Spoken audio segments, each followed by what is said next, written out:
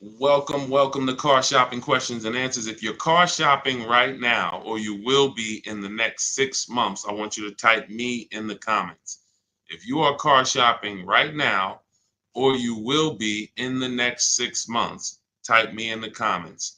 I'm here to talk to the people who are locked in, who care about their money for the next 30, 45 minutes about buying and leasing cars below market value. There's only three prices you can pay with any car.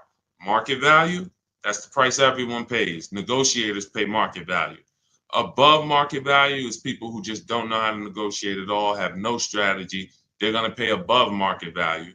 And then below market value. Below market value is reserved for the people with strategies, not negotiators. The reason we get below market deals is because we employ online strategies that are very easy to use, where we put dealers and banks against each other while we sit and relax at home. So start typing your questions. I do these live streams a couple days throughout the week to make sure you have all the answers you need to be able to buy, lease, and sell cars for the maximum money. And that's all we do here. So everything we'll be talking about is out of my new book. It's called It's called Cars from Home: 7 Steps to Saving Time, Money, and Avoiding Dealerships. It's 5-star rated, and you can get your copy for the next 30 minutes. It's part of my welcome offer for 75% off. It's normally $97, but if you get to my TikTok bio or my Instagram bio before 30 minutes is up, you got yours for $24. It'll be in your inbox in 2 or 3 minutes. I also have a comment on YouTube or in the Facebook comments for you to activate your 75% off. That's everything we'll be talking about today. Let's go with the first question, Dolan. Let's get the show on the road. And let's get to some unlearning and relearning. Philly Speed, the last car I bought, the dealership wanted me to use their financing instead of my pre-approval. So we always let the dealership see if they can beat the financing we have, but we also come in prepared. And now you got to be careful now, because banks are now scamming. Banks are locking people in with hard credit pull pre-approvals. So they know that the people are hip to pre-approvals. And so I want you to pay very close attention to any company, dealership included, that tries to lock you in, because that's the exact opposite of what we do. We do not let banks and dealerships lock us in, because that prevents us from shopping their competition. And the way that you save the big money, not the hundreds, if you want to save the thousands, the 3,000s, the 5,000s, the 10,000s, and more, is you're putting dealers and banks against each other. That is the name of the game, and that allows you to save more money than you've ever saved without being you could be the world's worst negotiator. You could be a horrible negotiator, and putting dealers and banks against each other is going to be how you save more money than the best negotiator in the world. So we don't do pre-approvals unless they're soft credit pull. If they're soft credit pull, we'll use the pre-approval to budget, because the only purpose of a pre-approval is to budget. Who's a homeowner? Type me if you're a homeowner. You know you got a pre-approval, or you got pre-approved for your mortgage to budget. They told you, based on your credit, based on your income, you could afford this much house, 300,000, 400,000, 600,000. They told you this is what your interest rate would be. This is what your monthly mortgage payment would be with taxes and insurance. So the only purpose for pre-approvals is budgeting. So now, when you don't, the reason why I hate bad pre-approvals, in my book I call them restricted pre-approvals, is because, one, they're going to activate the rate shopping window. Thanks, Dawn. The rate shopping window is a period of time that the credit bureaus give you to let multiple banks and lenders access your credit with a hard pull to compete. So within a 14-day period, you can have 20 banks access your credit, give you their best rate, so that you know you got the best rate because you created competition. Now, once you activate the first hard pull, the clock starts ticking. The clock starts ticking. And when you start, even see, You think this is your bank. It's not your bank. You don't own it. We don't own these banks. These are for-profit companies. Just like somebody said to me the other day at the gym, hey, I went to my car dealer and they told me this. I said, you own a car dealership?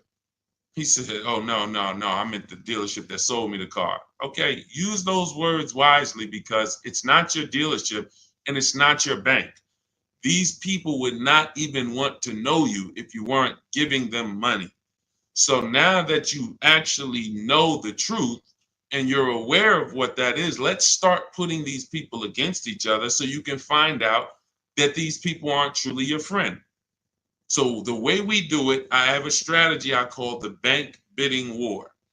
This is what the credit bureaus allow. Again, you can Google Experian rate shopping, and you'll see an entire blog post that Experian put together saying how they allow you to rate shop with the hard pull, and at the end of the window, as long as you have multiple lenders within that period of time, not multiple dealers, not dealers running your credit, lenders, independent lenders, banks, credit unions, you're fine.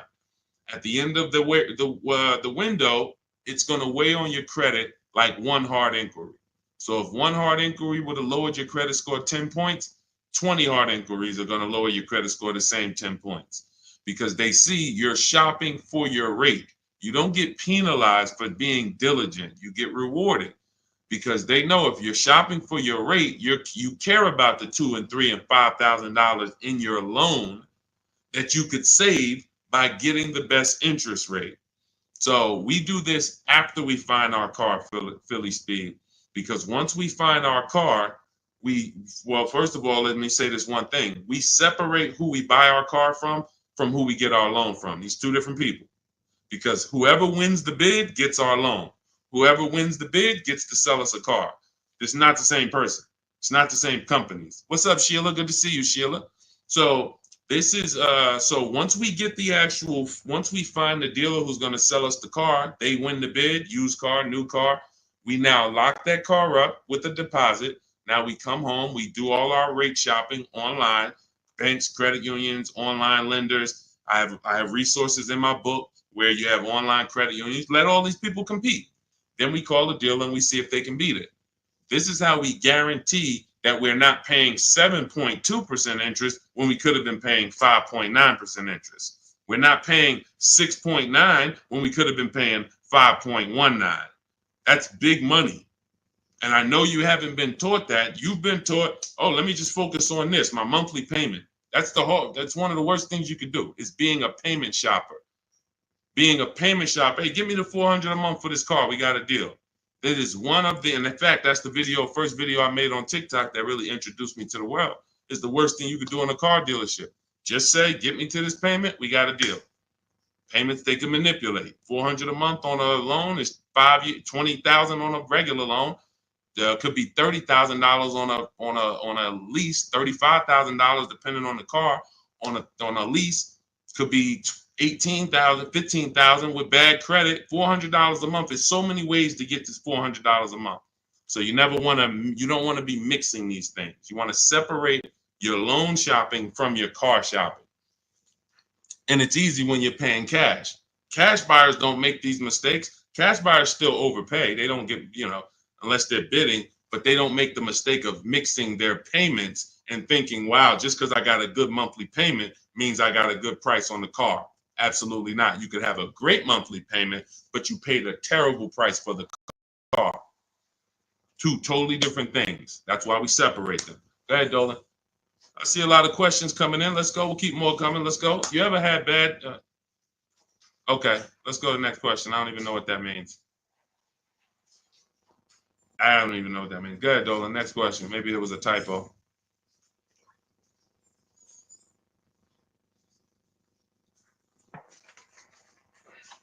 Can you please let us know if there's any limits for gap insurance if I'm upside down? It depends on on the coverage. You need to find out the coverage. There are gap insurance policies that I've heard of that didn't cover the entire shortfall. So, for example, if your vehicle is worth $25,000, but you owe $30,000, you're upside down. If your vehicle gets stolen and not found or totaled, you're going to owe money. And I've seen this happen so many times throughout the years because people didn't get gap insurance. They'll literally total their car. And then so now you got a horrible life event that happened. You got into a car accident, and then you get a bill. You get a bill, and people are like, wow, where did I get this bill from? And it's like, your car was only worth 25, but your loan was 30.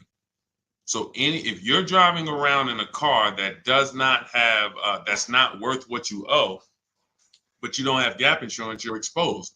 Something happens to that car, not only are you going to lose the car, you got a bill coming to you. So what I always say is, you got to know when you're upside down. You got to know when to get gap insurance. And you also have to know you don't have to buy it from the dealership. You can call your insurance company, see if they sell it. You can Google insurance companies that sell gap. Usually you can find it for a cheaper price than what the dealership is going to charge. But some of the worst, it's insult to injury. It's not many things like losing your car and then getting a bill on top of that. That's almost as bad as like having a car that's breaking down and then you got to fix something on it, but you still have a car payment. So the car doesn't drive, transmission's out, but you still got to make a payment every month. It's like, those are two of the toughest things. So know when you need gap insurance. Don't skip that. That's not a smart decision at all. But then check the coverage too, because he's asking about coverage. Check how much coverage. Do you have $15,000 of coverage? When you get your gap insurance policy, ask how much is covered if, God forbid, the vehicle is totaled. Go ahead, Dolan. All right. Hey, what's up, MT? I'm in the market to lease my first Mercedes. I'm looking for an S580E. Make sure you get multiple offers. So let me give you an example of somebody who shops for a luxury car, gets multiple offers, and this was an electric BMW. Where's Teddy's deal? Teddy got a $73,000 BMW i4 M50.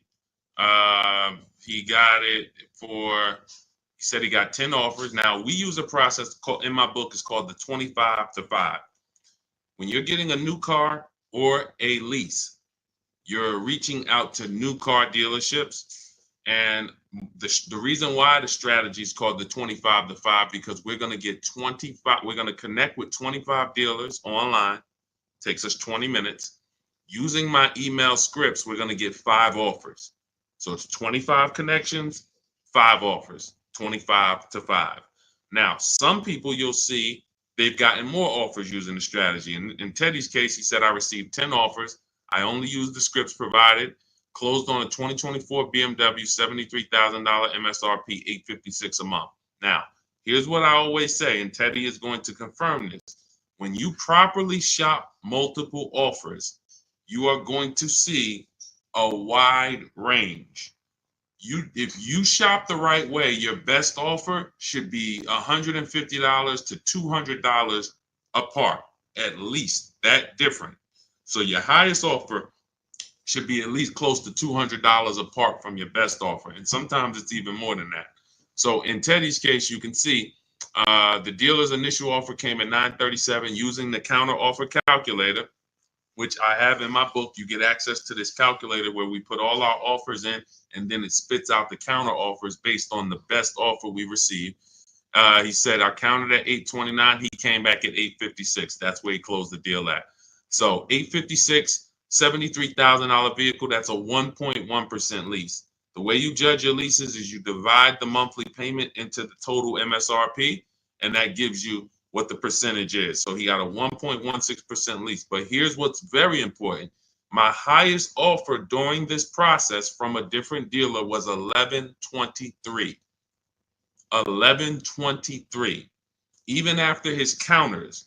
So when I tell you that 80% of dealers are overpriced, had he been inside that dealership that was $1,123 trying to negotiate, it would not have mattered how great of a negotiator he was. The $1,123 dealer is not coming down to $856 because the $1,123 dealer is an 80% dealer. They're not going to sell the car if they can't make a certain amount of money. And that's what the 80% do. They'll discount and say that's the best we can do. They're not lying to you, but it's not the best their competition is willing to do.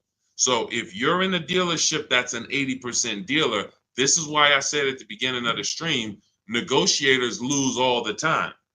Great negotiators who don't use a bidding system lose all the time. I don't care if you're in sales, you say, Deshone, I've been in sales, I negotiate for a living. You lose all the time because there's no way for you to know the bottom of a vehicle.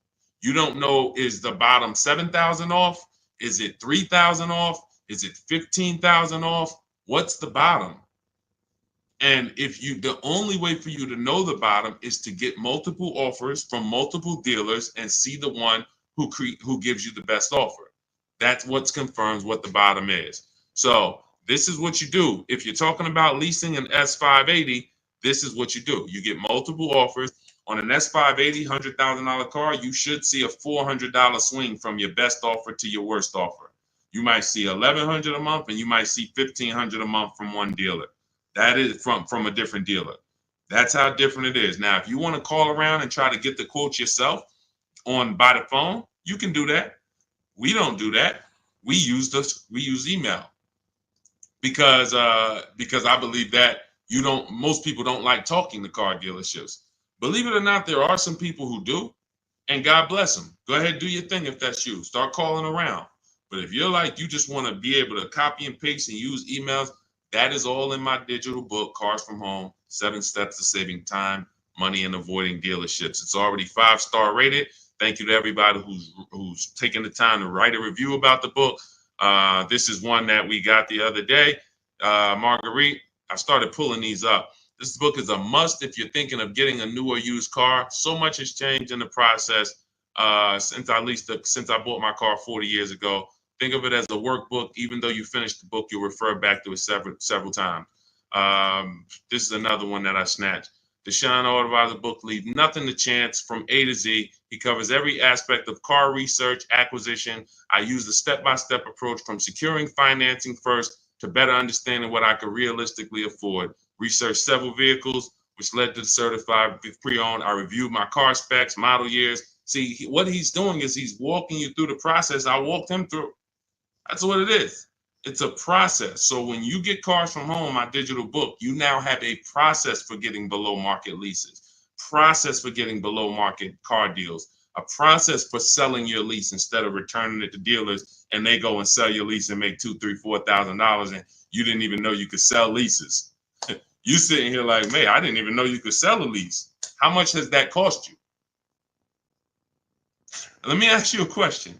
You're like, Deshone, I didn't even know you could sell a lease. How much has just that alone cost you?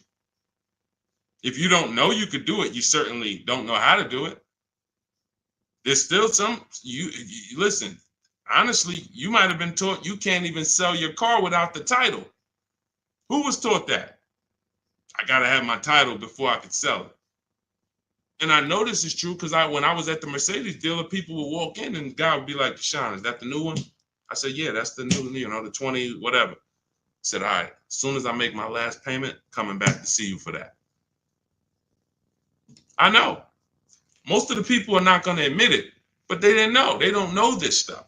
So the reason why we have to get, I'm talking to you who are honest, who are willing to be honest and willing to take the bad news, because that's how we change. You cannot, if you won't admit that you didn't even know how to sell a lease, then how are you going to get to the point where you can sell leases and make $2,000, $3,000, $4,000? See, I always meet people with bad news because I care about your car deal.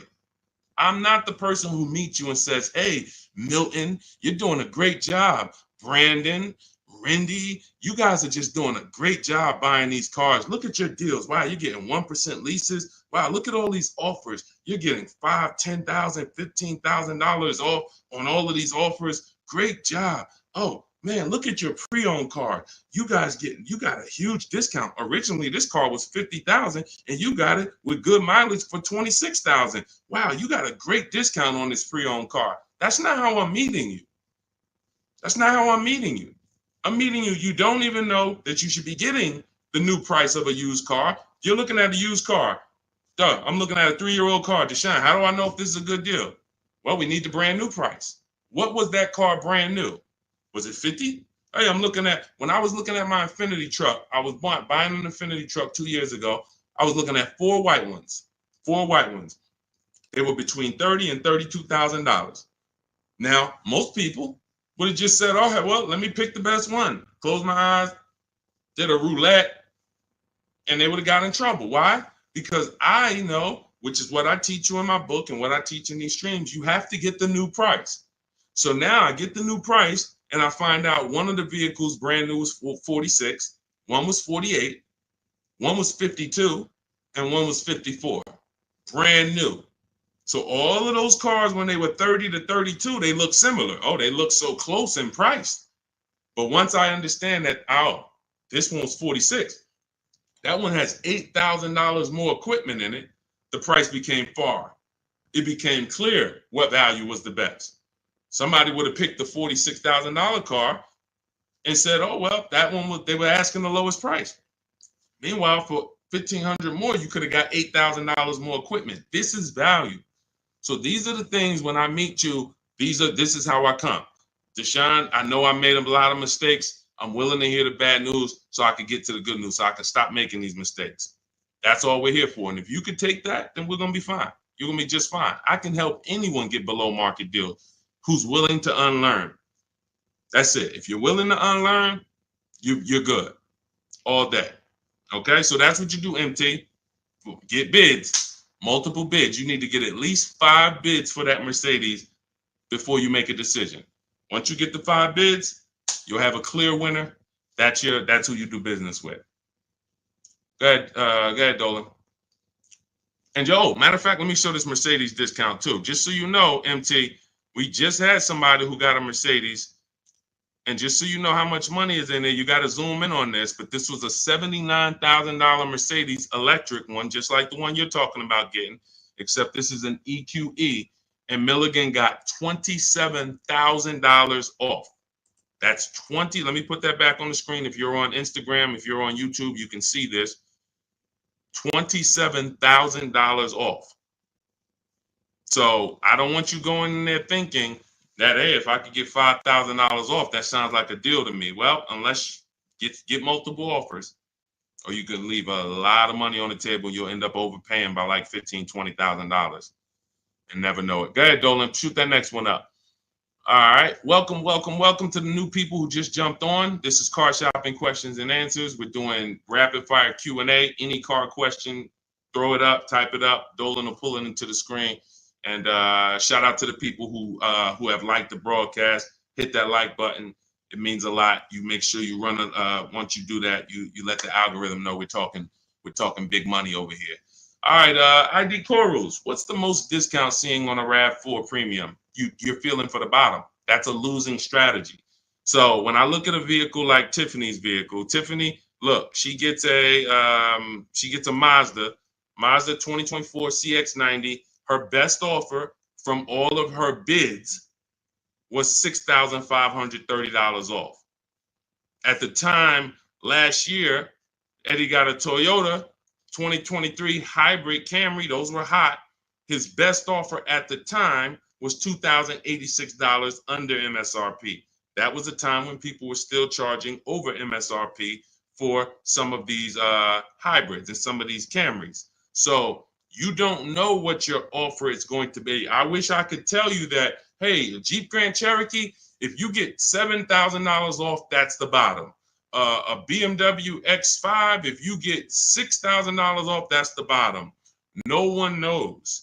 And frankly, there's never going to be a way to know. The only way that you possibly could know is if you're in our network and you see people who make a deal. I'll give you an example. If I see Ansley picks up his QX, his Infinity QX 60. I see Ansley, let's see, he picks up his Infinity QX 60, $58,000 vehicle. He gets it for $554, no money down. He leased it. $554, no money down on his lease. That's a under 1% lease, if you're not aware of how leases are judged. Savvy people all know about the 1% rule. So if your lease payment is 1% or less than the MSRP, you stole a vehicle. So this is a 1% lease, no money down. That's the only way we can judge a 1% lease, not with money down. So when I look at the discount on this, he probably got $7,000-8,000 off that Infiniti. He might have got you can't get that type of payment without getting huge amounts off and huge rebates.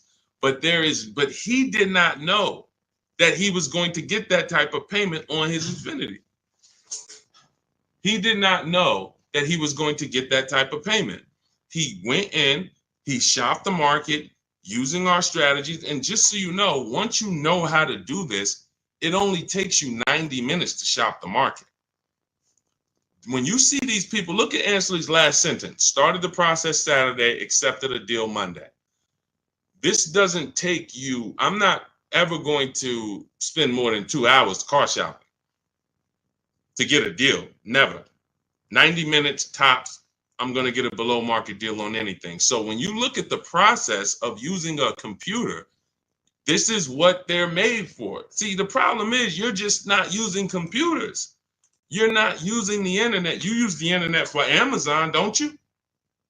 Don't you use the internet to shop competitively from Amazon, to go on websites when you need to buy something big? You're going to the internet. But when you need to buy something like a car, you're going to the dealership, not the internet. When every dealership in America has a website that you could be reaching out to them and making them compete.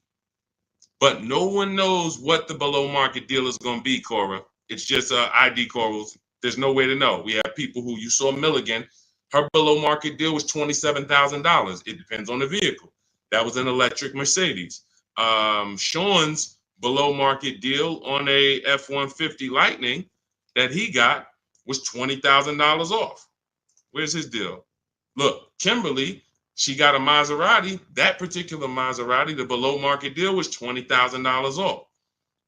But as I said, Sean, $20,000 off. But Tiffany was $6,500 off.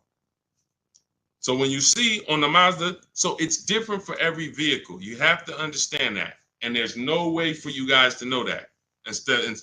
Unless you're in our group and then you see somebody get a car that you want and you're like, wow, if he just got 20 and he did that work, then I know the below market deal is 20. Let me go get it. But you still got to send your offers out.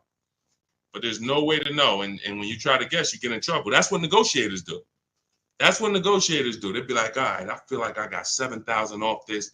I think I did good. What if you could have got 12? What if you could have got 17? You're not doing good.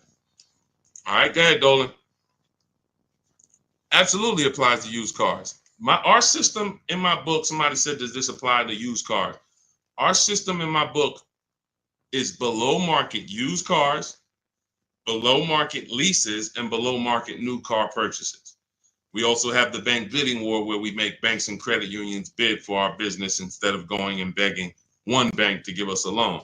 So we also sell leases and sell. So we run pretty much an organized bidding system for car buying and leasing. That's what we do. In a nutshell, what separates Cars from Home from any other channel? What separates my teachings from anyone else? We have an organized system for making people bid for our business. We send them through a round robin. That's how we have grandmothers who save more money than the best negotiator. It's just that simple. Rosalie. Rosalie's deal is insane. Look at Rosalie. And I wish some of you, I know some of you have these cars. That's the reason I show all of these different cars, because you might have these cars and you didn't get these prices. So that should be a wake-up call when I show all these cars, Jeep Grand Cherokees, QX50s, Mazda CX90s. Some of you have these vehicles. And you can look at your deal, look at your paperwork, look at your selling price. Look, do you see any rebates included? Look at your price and be like, you'll see, man, I didn't get these prices. She got a 2024 Infiniti QX60, $59,000 vehicle. Look, her payment is $592 a month. It's a $59,000 vehicle. Some of you lease this vehicle, you put down $5,000 and your payment's $500 a month. She put down nothing.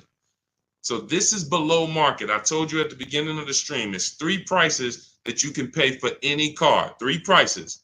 Market value, that's what negotiators pay. Above market value, that's for people with no strategy pay. Can't negotiate, no strategy. Just please, just get it over with. Tell me what it costs. They're paying above market value. And then below market value. Below market value is reserved for the people who know how to make people bid and compete for their business. Okay. All right, go ahead. Every time you get a hard pull on your credit, it brings down your credit score. That's why you want to mix them with, you want to have, all right. So first of all, you want to understand that this is called the bank bidding war. And this is an organized process that we created based on what the credit bureaus allow.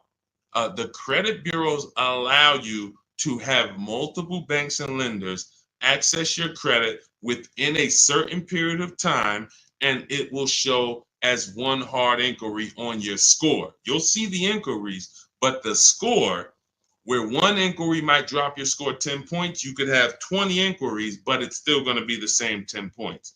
And you can Google very simply, go to Google, type in Experian, which is a credit bureau, rate shopping.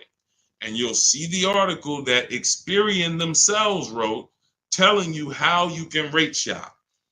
Banks don't want you to know this. Dealerships don't want you to know this, but we do this. So this isn't something that's new to us. It may be brand new to you, but think about that.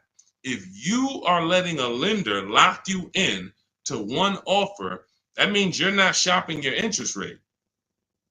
If you're going to Navy Federal because you're so gung-ho and super chummy with Navy Federal, but you're not letting anyone else compete against them, then you're not getting the best interest rate you could be getting. You certainly don't know it. You think because, oh, Navy Federal, they're my credit union, they would never charge me a higher interest rate than someone else would. Who said that? Their goal is to make money.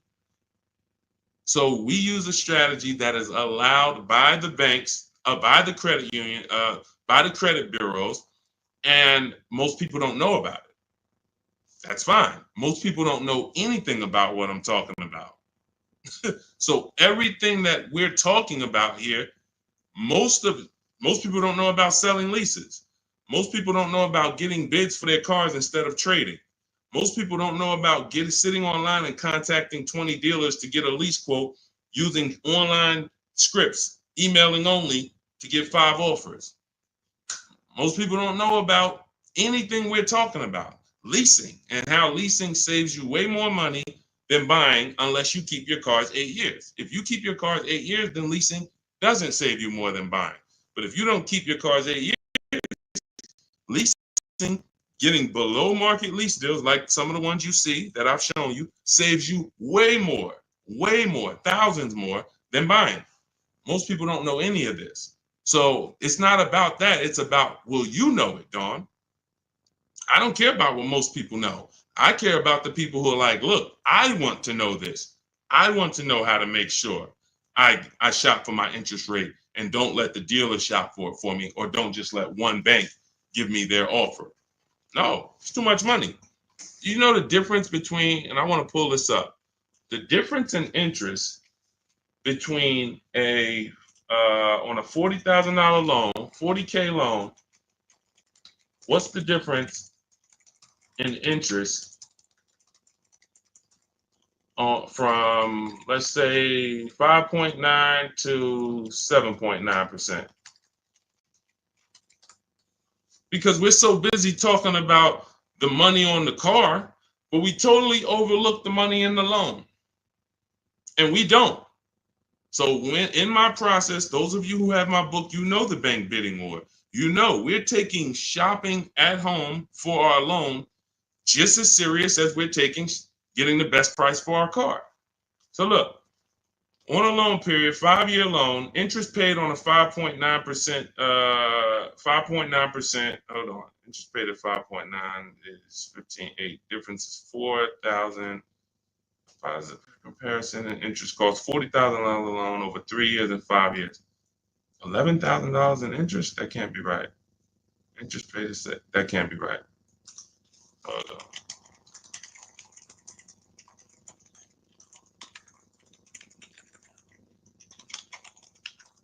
$7.9%. How much interest is paid on a 5-year loan? 7.9%. Could be over $15,000. That's impossible.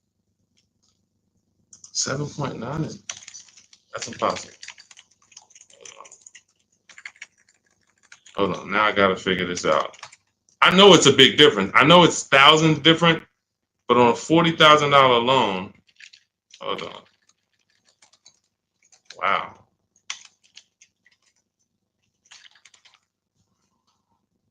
All right. So if I put in a $40,000 loan, 60 months,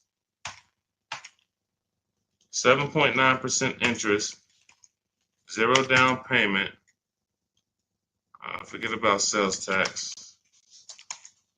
Let's see, calculate. All right. Principal, interest. Why is it not giving me? Here we go. Total loan interest is $8,500. Okay, that sounds more right. Okay, so on a $40,000 loan at 7.9, interest is $8,500. Now at 5.9, interest is $6,200. $6,200 versus $8,500. That is $2,300. $2,300 from 7.9 to 5.9. So when Navy Federal gives you a 7.9% rate and you're just like, oh, well, I guess I'll just take it. That's my credit union. And you're not shopping them. You're giving them money without even trying. And everything we do is quick, simple from home. But you need to understand how much money you have given to these banks and dealerships by just not making them compete. You're not just magically getting big money off and saving all this money. That's just not, it's too much money in car deals. Go ahead, Dolan.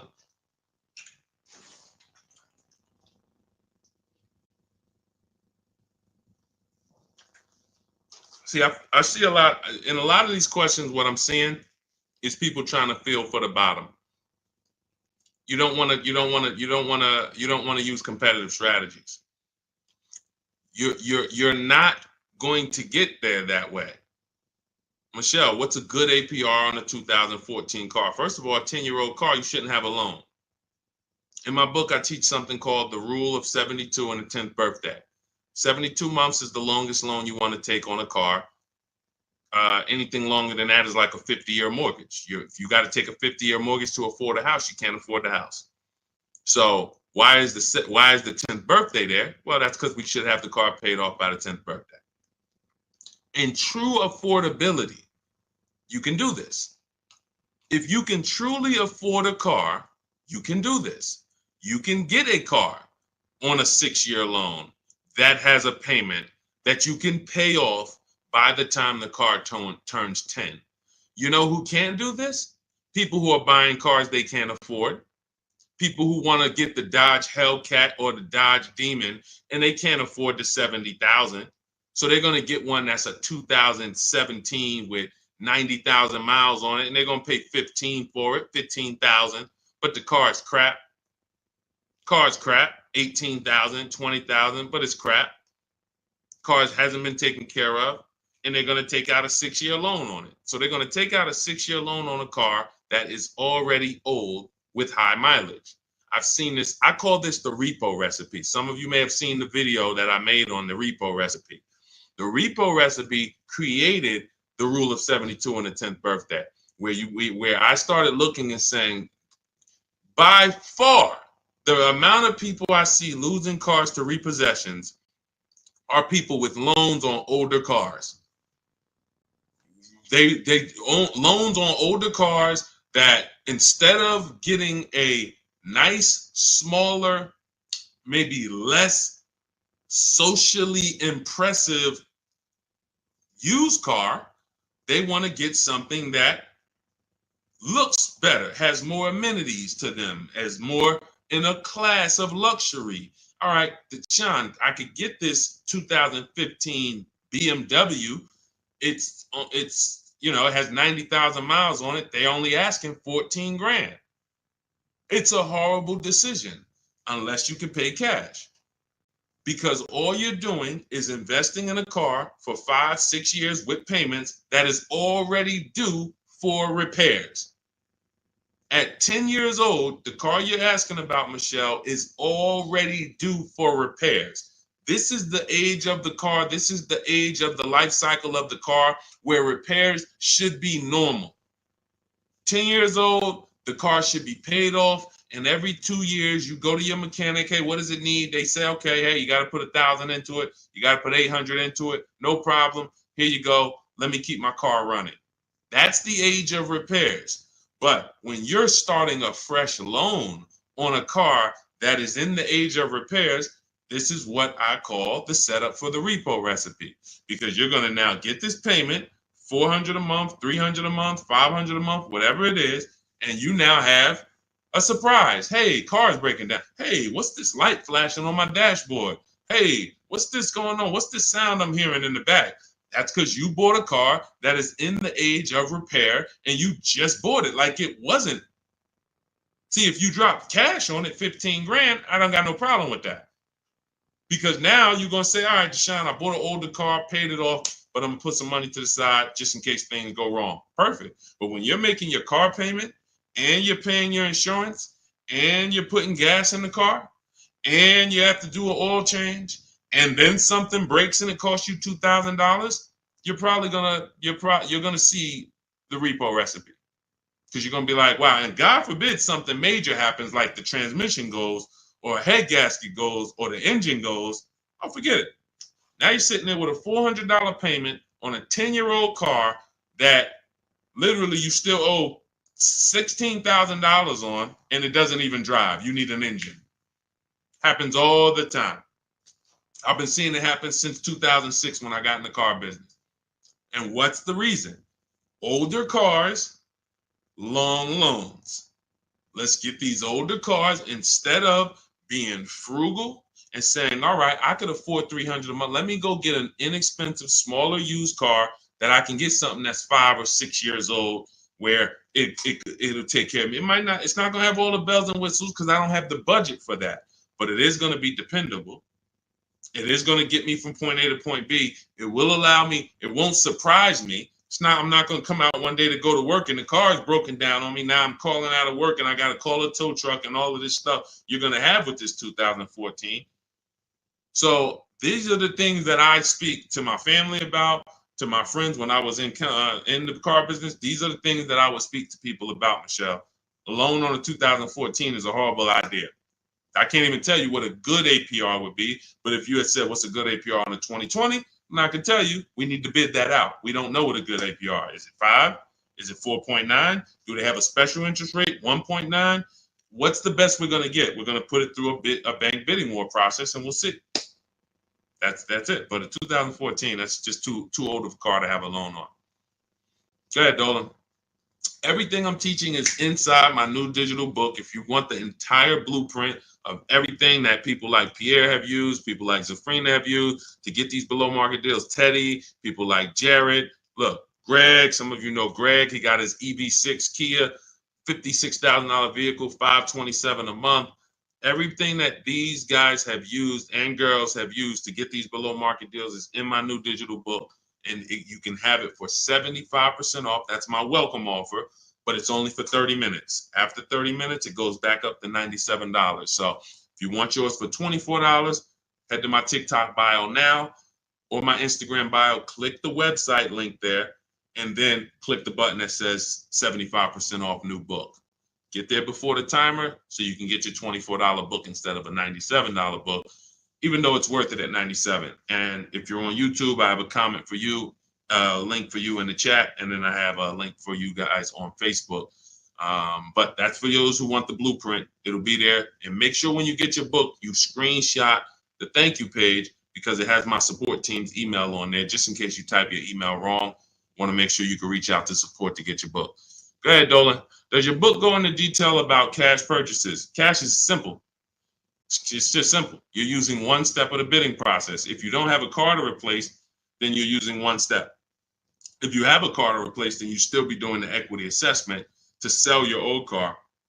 You just wouldn't need the bank bidding war because you're not financing. But for sure, if you use you'd be using the same process that Milligan used. Milligan used to save $27,000 off her car. Pierre, he got his pre-owned Mazda. He got 20% off certified pre-owned CX5. Used the perfect budget calculator. Spotted this best deal of similar listings, and then he knows how to get the original price to make sure that he got the biggest discount from the new version. Somebody like Vincent. Vincent gets a Lincoln.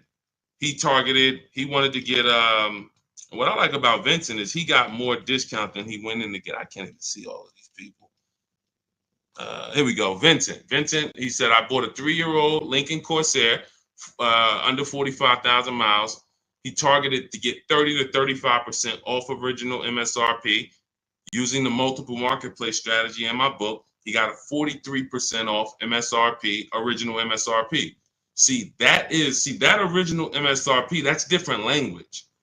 That's language that you should be using when you buy a pre-owned car. There's no pre-owned car that you should be buying from this day forward and the original MSRP is not in your language. It just makes no sense. How do you know what the price is if the price you're paying is good or not? What are you basing it off of? Market value? What the other ones are listed at all? That doesn't matter. What matters is how much was that car originally? 60,000? Okay, now they're offering it for 30. It's 50% off. How much was this car originally? 52? Now they're offering it for 30. Okay, what's the better discount? That's what matters with a used car when it comes to getting the best price. Now, that has nothing to do with getting a quality car. We have different steps we take to get a quality car. You got to get it. You have to check the Carfax. You have to look at the title. We don't want salvage title. We don't want frame damage. We don't want rebuilt titles. We don't want rentals. So you're checking the title. We're looking at accident history. We're looking at service records. We're checking to make sure that there's no bad data on that vehicle. It doesn't have electric problems, doesn't have software problems. We do all of this in literally 15 minutes. That's our steps for making sure we don't get a bad used car. But when it comes to pricing, you must know the original MSRP or you can't, nothing else matters when it comes to used car pricing. So that's all in my new book. Grab your copy. You'll have the entire blueprint for how we do this. Go ahead, Dolan.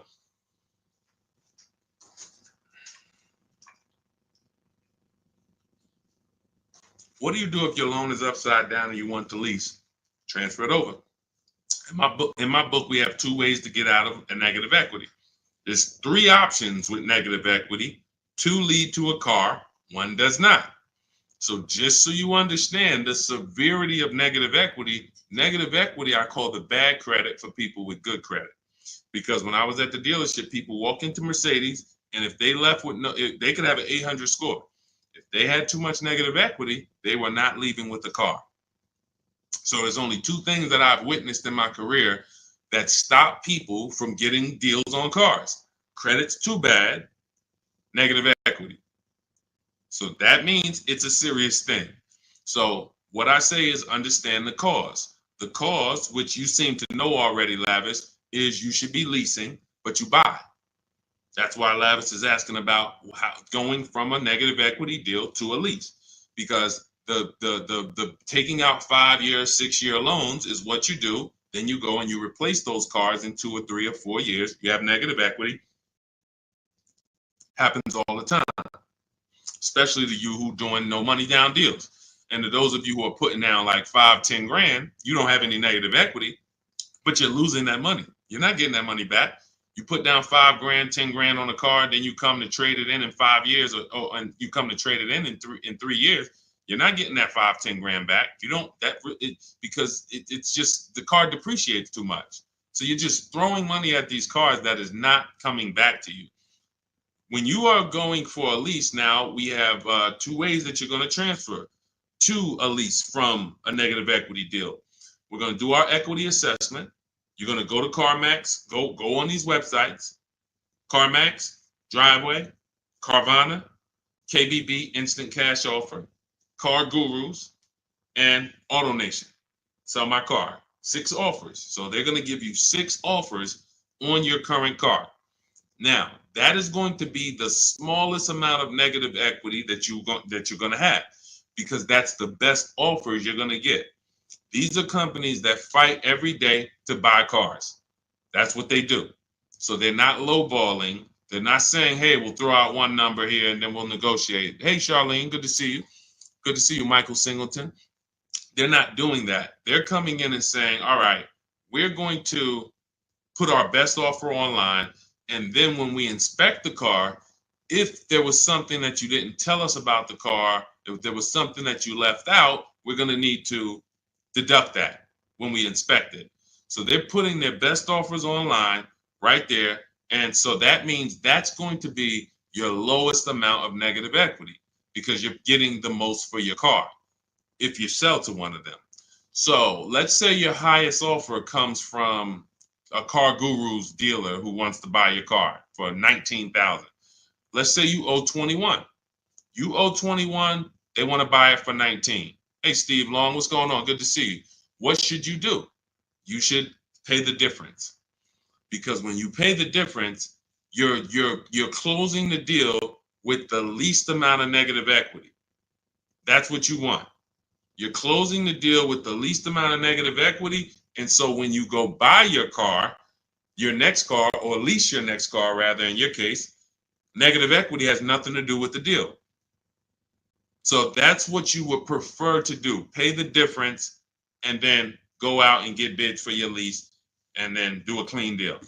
But now let's say, they offer you 19 and you owe 29.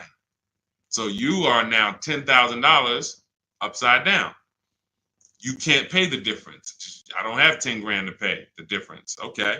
Now what you have to do is you have to transfer that negative equity to your next deal, which means you have to trade your car in.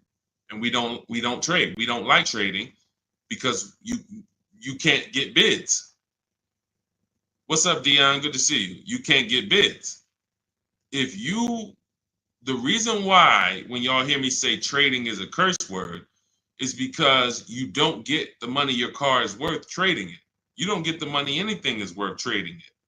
So now you've bought this car, you found this deal, but now you have to go to the dealer and say, all right, I need you to take a look at my car. Now, what happens if Carvana offered you 19, but this dealer can only pay 17? It's just all they can pay. They can't match that offer. So you're going to have more negative equity in most cases when you have to do this. So, but that's okay. If you can't pay the difference, this is your only option. Now, it's very important for those of you who are trying to do negative equity trades and then go into a lease that you understand loan to value ratios, because that's what's stopping you from getting your deals. When you go to buy a car, the bank usually gives you 20% above the value of the car. That's the max the bank is going to really give a person with good credit. Sometimes a little more, but we'll use that it could go to 25%. Ridiculous banks will go to 30%, but 20% is really benchmark. So if the car you're buying is 40, the bank is going to lend you max 48,000. That's 20%. So no dealer, no bank. What's up, Benito? Nobody can get $50,000 approved on that $40,000 car. So when you buy your car, you're trying to buy the car, put the taxes in, put the fees in, and then throw the negative equity in. So the car was 40. Next thing you know, you're at 52, and you want to do a no money down deal. And you're wondering why you can't do a no money down deal, because the bank is saying we're not going to lend 52 on a $40,000 car. That's when they come to you and they'll say, hey, you got to put money down. Can you come up with $5 grand? Because we can't get the bank to approve it. It's loan to value. Now, also, what you need to keep in mind is when you can get big discounts off the vehicles, you can actually bring over more negative equity. When you look at Sean saved 20 grand off his vehicle. If he had to throw 7 grand negative equity on there, he could do it. If you had to throw it, honestly, he got a $20,000 discount. If he had to throw 20 grand of negative equity on here, he could do it. Payment's going to be high, but he could do it. It wouldn't affect the loan to value ratios because he got a huge discount off the vehicle. We talked about Tiffany. She got $6,500 off of her vehicle, her Mazda CX-90. If she wanted to slap $7,000 of negative equity on top of this deal, she could do it because she got a big discount. And the bank says, well, we're basing the loan off 44, not the fact you bought it for 36, 38. You got a big discount, but that we don't care about that. We're looking at 44 and we'll lend up to 51 or whatever. So if she gets $7,000 off and she wants to throw $7,000 negative equity, the bank's going to say that's fine, no problem. So it has a lot. It has a lot to do with how much negative equity you have, and also what is the vehicle you're getting and how much discount did you get off that vehicle. That's what matters. So make sure you understand what's causing negative equity, which is for you. So because, like I said, Lavish seems to understand she's going into a lease, but the cause for negative equity is buying cars when you should be leasing. Very simple. Yeah, Bella, that's a $7,500 rebate, and that's not the only thing you should be thinking about. Like you want to look at what discount can you get in addition to the $7,500 rebate. That's how we have people that are saving, $15,000, $10,000, $20,000. They're getting the rebates for the electric vehicles, but they're also getting huge discounts from the dealers that are winning the bid. Go ahead, Dolan, shoot the next one out.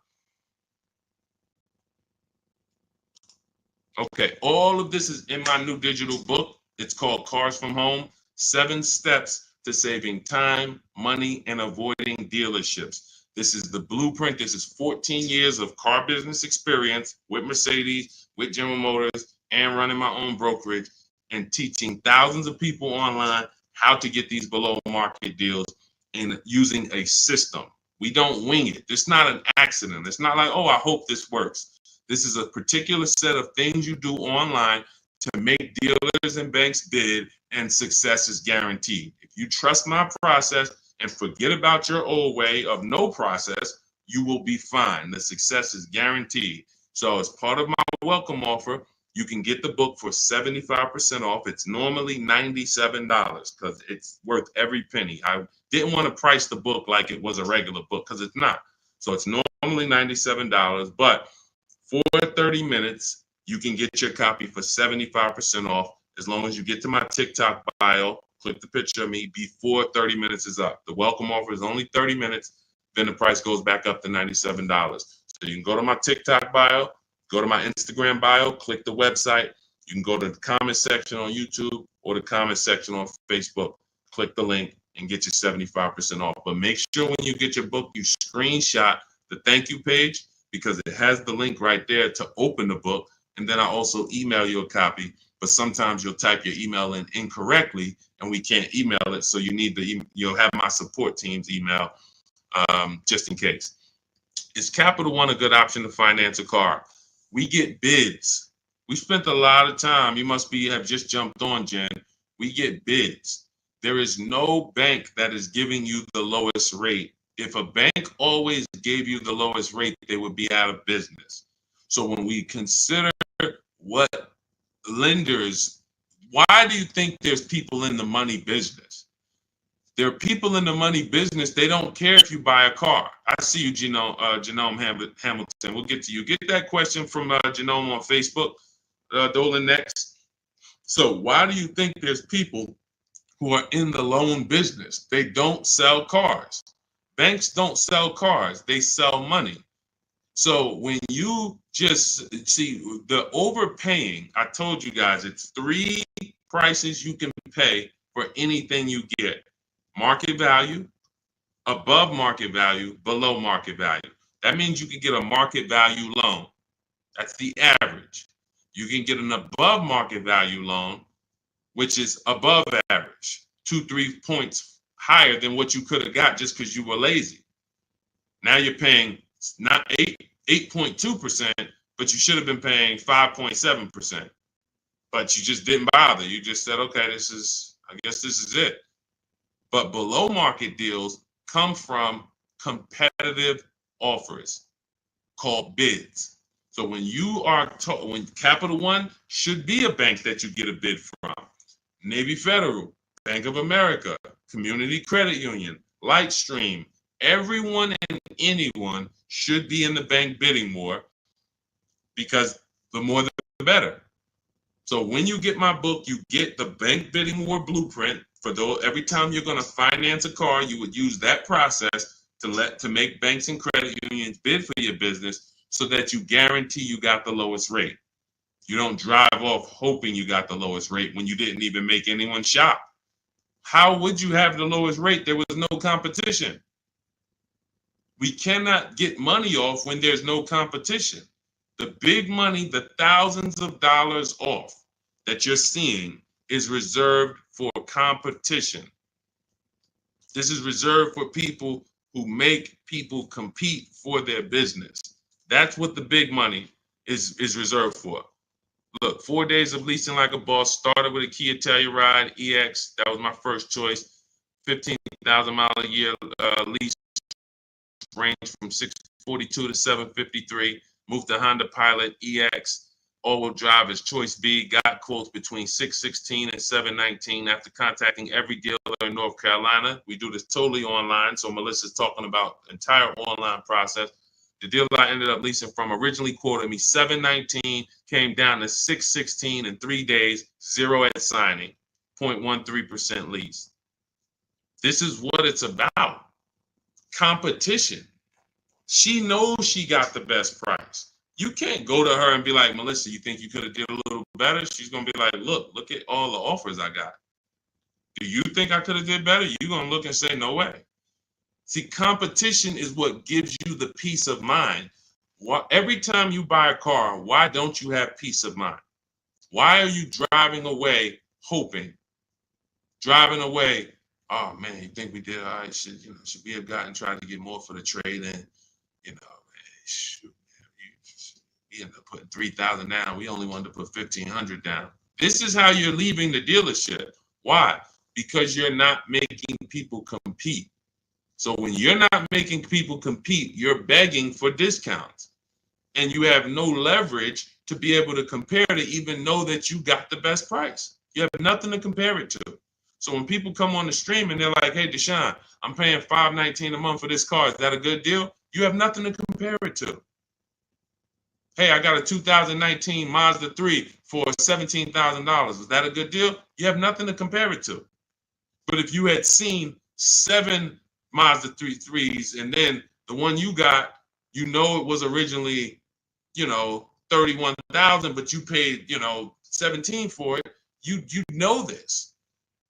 And this stuff is simple. This isn't building rocket ships. But this is reserved for the people who care about their finances.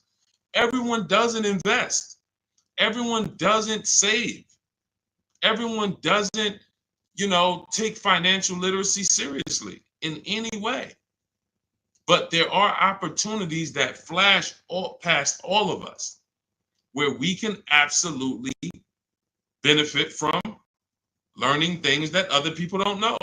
If you learn how to invest in stocks better than other people, you're going to do better than other people. If you learn how to get cars less than other people, you're going to get less than other people. This is not by accident. But you got to focus. This is your second most expensive purchase. So this is only for the people who are focused. This is for you. The blueprint, everything, my book, anything I do, the streams. The streams aren't for distracted people. We can't do nothing with distracted. There's people on here right now that got me on one channel, playing video games on the other channel, and then eating with another hand. And they think it's hard to win like that. And we're going to talk about a $30,000, $40,000, $50,000 transaction, and you're not even really focused. So I want the people who are focused to understand your success is guaranteed. Just by being locked in, your success is guaranteed.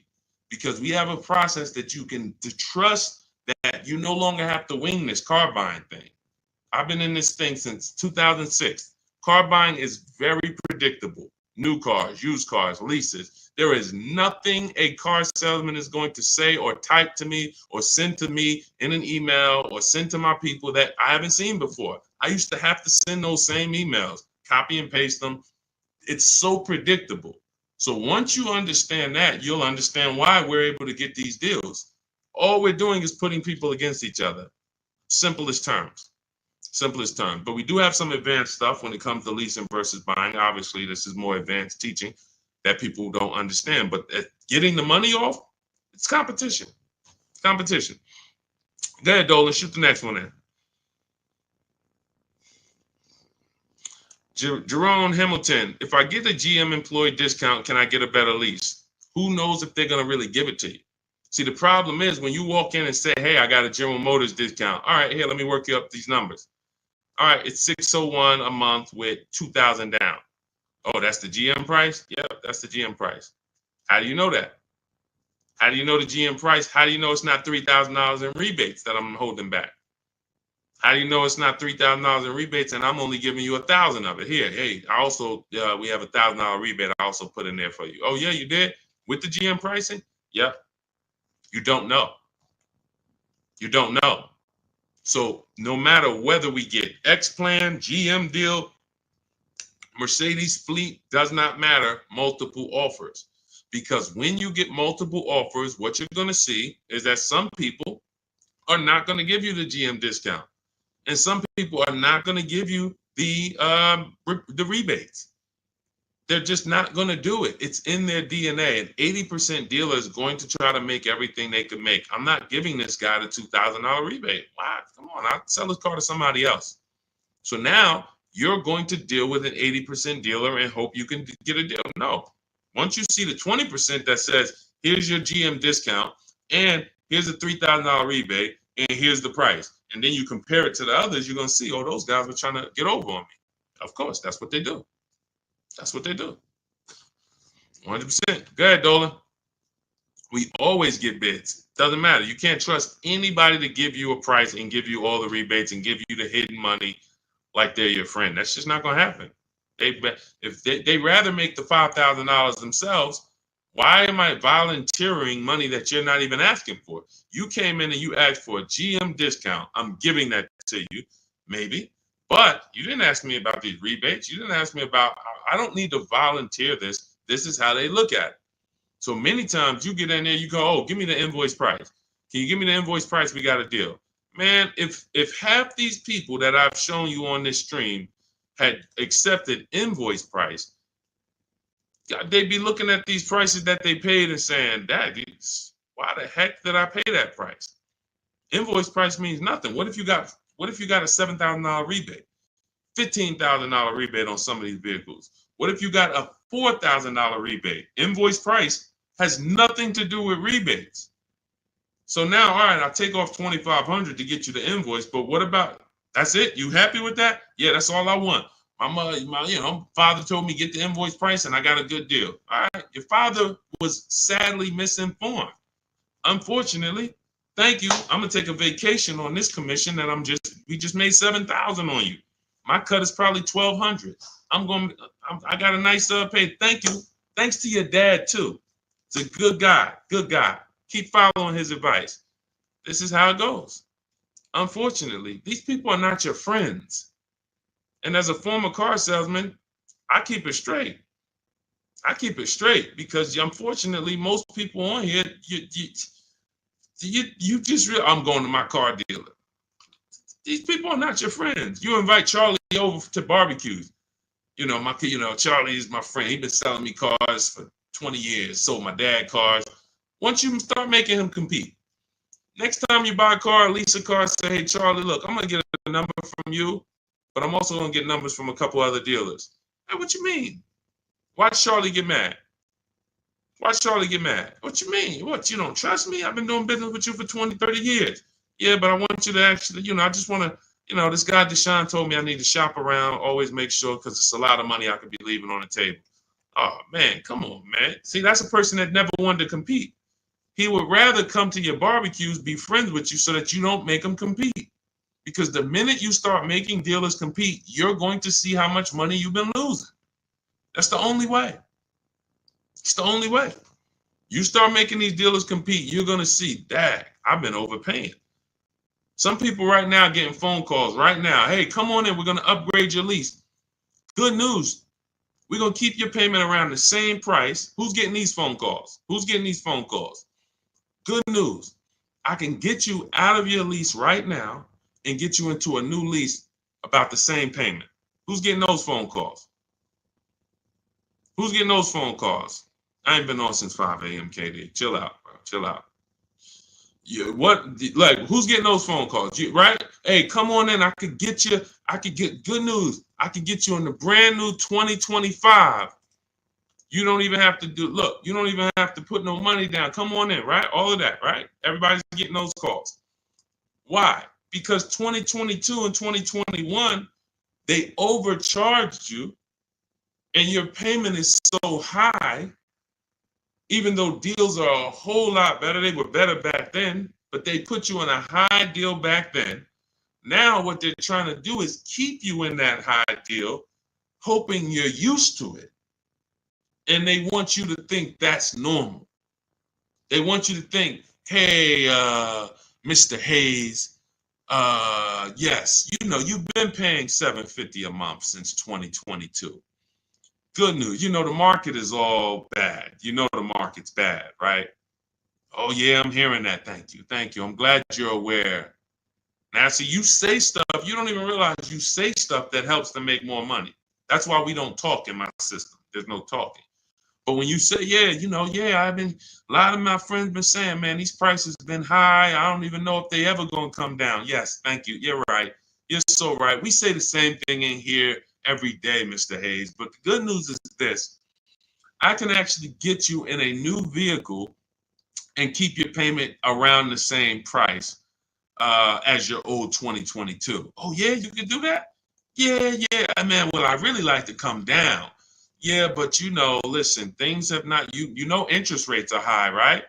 Have you been following interest rates? Yeah, I have been seeing that they're high and they've been high for a minute. Yeah, so that's all affecting the prices we can offer now. But, normally your price will go up by about $120. Normally you go into the 2025, but, I see you bought a car in the past and I was able to pull some strings, work with my manager, and we can get you on a new one, keep your price around the same. Okay, all right. When can I see it? Come on down. When can it come down? That price should be dropping from $750 to like $520 because the market is entirely different. There's been great deals out here since the daggone pandemic. It's been great deals.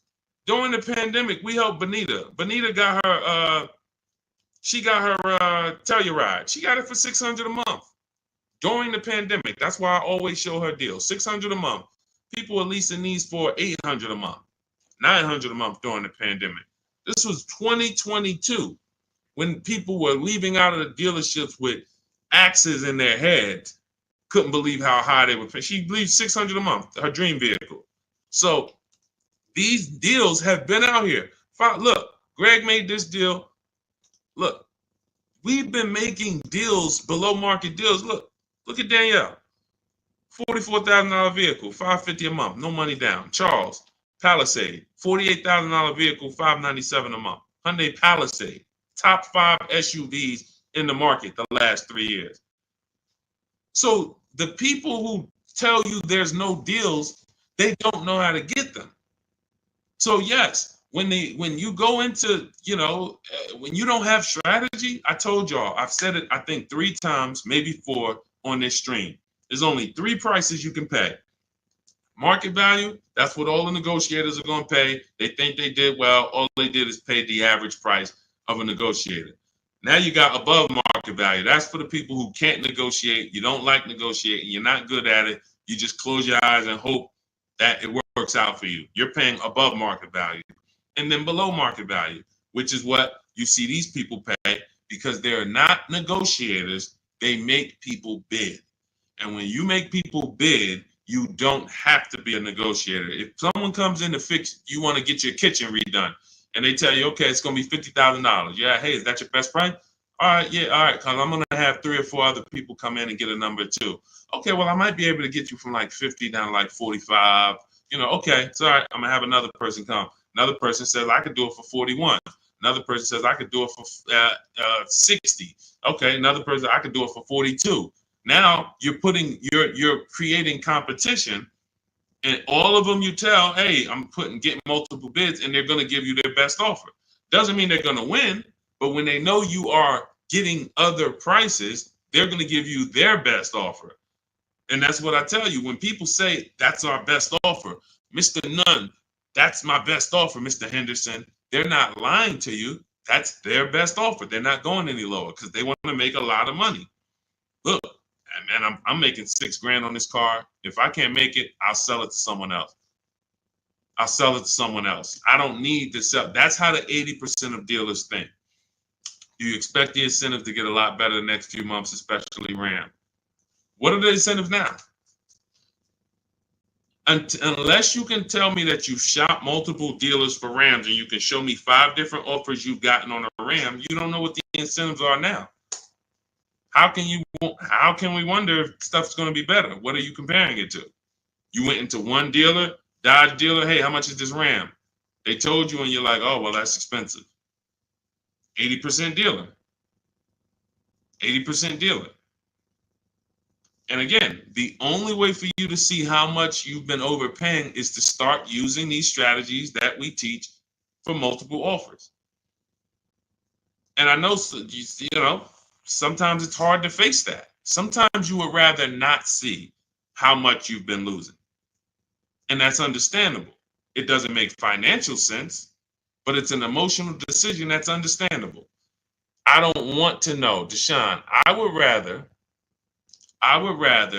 keep shopping the way I've been shopping and save no money or the same money rather than shop the new way and then see that the old way was costing me tens of thousands of dollars. That doesn't make financial sense. But the people when you ask, are the incentives good? You got to know what the incentives are now. That means we run the market. When I was shopping for my mother a couple years ago, I ran all the offers on a Mazda CX-5 for her in October. I didn't like the deals. I didn't like the lease offers. I contacted them again in November, emailed them all again. Hey, what do we look like in November? Didn't like the deals. Emailed them one more time in December. Or one of the dealers actually reached back out to me and said, hey, I got this car coming in. We did the deal in December. That is keeping track of incentives. That's monitoring programs. If I shop the Ram right now, it'll take me no more than 60 minutes to get literally 5 to 7 offers on Ram. Using my system, the 25 to 5 strategy in my book, I go into the book, I literally use my scripts, and in 60 minutes, 90 minutes, I'll have 5, 7 offers on Rams. That's just how it works.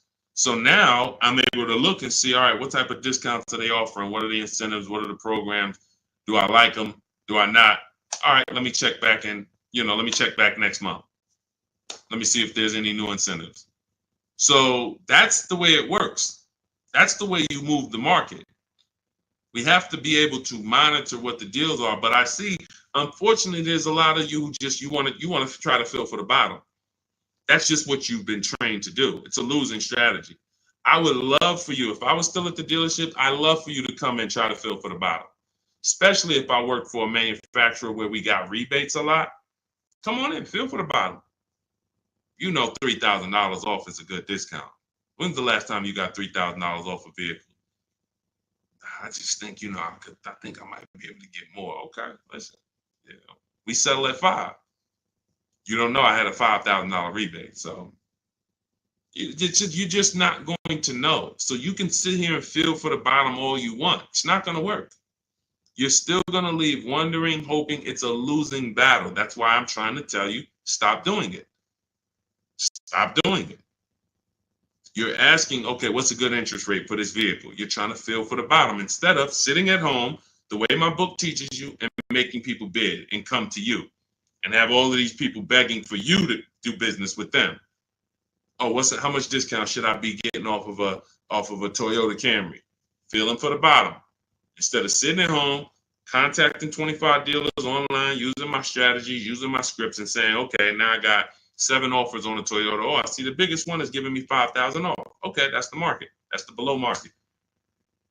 You cannot feel for the bottom. You can keep doing it. It's just a losing strategy. You're never going to get the discount, the maximum discounts, feeling for the bottom, walking into a dealer. It's just never going to happen. So for those of you who are tired of that, you're like, I don't want to be feeling for the bottom anymore, Deshone. I don't want to be worried about being a good negotiator, Deshone. I want to be able to have a plain, simple system for getting dealers and banks to bid for my business. That's what Cars from Home is, my digital book. 7 steps to saving time, money, and avoiding dealerships. You can get your copy for 75% off. That's my welcome offer. In my TikTok bio, click that picture of me, or click my Instagram picture, go to my bio, click the website, and then you'll see a button to activate your 75% off your book. Grab it. It'll be in your inbox. You'll have all the strategies necessary for paying these prices, the same prices you've been seeing me share throughout the stream. Or if you're on YouTube, I have a link for you in the comments. If you're on Facebook, I have a link in the comments for you. Grab your book, use it, and shop empowered. The old days are over. The days of going into dealerships, over. Spending more than 30 minutes in a dealership, over. You'll never do that again. Begging for discounts, over. Not knowing what to say, hoping, oh man, they told me don't tell them I had a trade. All of this garbage that they've been trying to, none of this stuff works because you're not employing competition. So all of those days of that's over. Watching social media videos, all right, man, let me try to remember this. All of that is over because we have the blueprint. It's already 5-star rated. You can Google it. Thank you to everybody who's reviewed the book on Goodreads. We appreciate you. We couldn't get to this many reviews and a 5-star rating without you guys taking the time to rate the book and review it. But grab your copy. As long as you get there before the 30 minutes is up, that welcome offer is only good for 30 minutes. After that, the book does go back up to $97, which is still a great price. But $24 is better than $97. So get there before the 30 minutes is up. TikTok bio, Instagram bio, YouTube comments, Facebook comments. Use the book and go win. All right? Unlearn everything you've been taught. That's the key. Leave everything you've been taught at the door. Trust this process. Success is guaranteed. All right? God bless you. I'll see you on the next stream.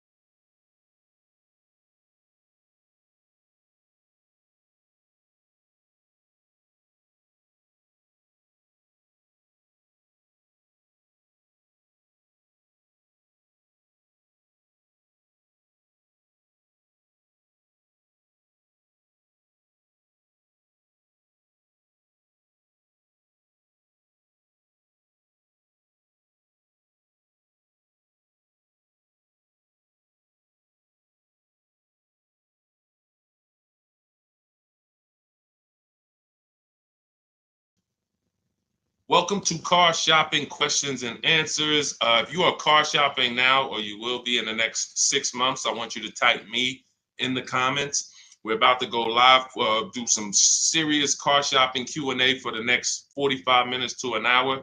So you can start typing your questions, as many questions as I can get to in an hour. We'll get through them. And what you often will see, that someone else is going to ask the same question you have. So a lot of times you'll actually, even if you can't get your question into the stream, because usually by the time we get 20, 30 minutes in, we got lots of questions and we don't always get to them all. But usually someone else will literally ask the same question that you have. So, so we can start talking. I'm just sharing this to Facebook now. This entire stream is sponsored by my new digital book. It's called Cars from Home. 7 Steps to Saving Time, Money, and Avoiding Dealerships.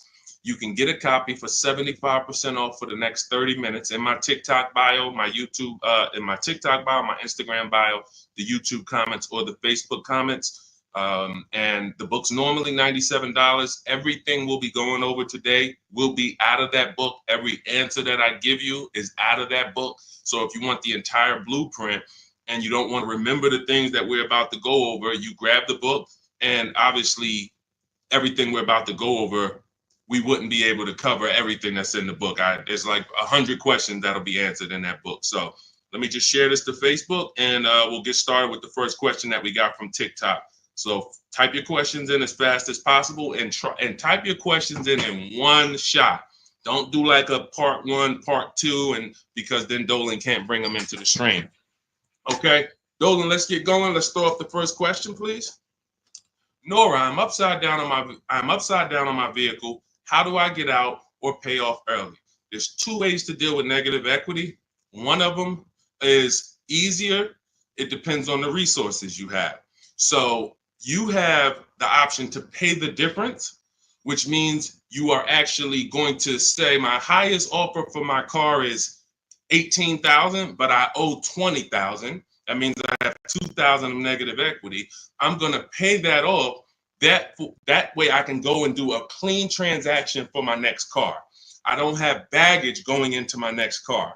And I get to maximize the value of my current car through what we call a bidding process. So we don't trade our cars. We only get bids from cash buyers like Carvana, CarMax, Kelly's Blue Book Instant Cash Offer, AutoNation, Car Gurus, and Driveway. That's 6 cash offers we get. These are companies that fight feverishly to buy cars. They pay more than dealers, and they write checks on the spot. You literally go, have your inspection, they go into the accounting department, and they come back with a check for you. This is not like selling your car on Facebook Marketplace. So they're going to pay more than dealers. So you want to make sure, if you can, you sell to them, because that's going to be the highest offer you're going to get for your car. And that's going to be the least amount of negative equity you will have. If you can't pay the difference, then you must trade. And trading is a curse word here, because you never get what your asset is worth trading. If I wanted to trade this phone, I'm not going to get as much as I would get putting it on the open market and getting prices and offers for it. So trading is a last resort. What happens is, if you can't pay the difference, you now will go shop for your new car, find a dealer willing to sell you the car at the lowest price, and then you would ask that used car manager to value your car. I do not recommend you go into the dealer and let them just mix the deals together. Write me a deal where you work in my trade-in with my negative equity. No, shop for your car, get your best offer from a dealer, new car, used car, or lease. And then once you identify the winning dealer, that's when you say, hey, can you take a look at my car? What's it worth to you? Now it's its own separate transaction. And if your payment was this $800 a month, you'll know, now what is my old car going to add to that? If my payment was $400 a month, now I know what is my old car going to add to that. And I can see what you're giving me for it, how much negative equity I'm going to bring into this transaction. And it's an easier way to understand the numbers. You don't want to be mixing transactions if you don't have to. And the key to understanding negative equity and the cause is you don't lease. That is the cause. The only way you're having negative equity is you continue to buy cars, but you're not a long-term person. You trade them in or replace them before the loan is paid off, and someone taught you not to lease. So you're going to continue to be in this repetitive cycle because you don't lease. There are emergency situations where you need to switch cars, but if you're not keeping your cars 8 years, this is rule number 1 in my book. You should be shopping for below market lease deals, not for purchases. So that's your 2 options. Decide which one you can do, and then you make your move. Now, and also keep in mind, you have loan to value ratios when you have to transfer. The bank's only going to approve about 20% of what the actual new car price is. So whatever car you're buying, if you're buying a $30,000 car, the bank's only going to approve 20% more than that. They're not going to allow you to slap $10,000 on a $15,000 car, because they're only, they have loan to value ratios. So what you want to do, if you have a large amount of negative equity, you want to shop for cars, and you want to shop for cars that you can get big discounts off of. There's certain cars that have rebates. They're not listed. But in my system, what I do is I teach you how to get bids on cars. You know, we have some people, I mean, I'll show you people who've gotten 15, 20, 30,000, $27,000 off. I'm not going to exaggerate. The biggest discount we've helped someone get using our strategies is Milligan on her Mercedes-Benz. She got $73,000 EQE, and she paid $51,000 for it, 54.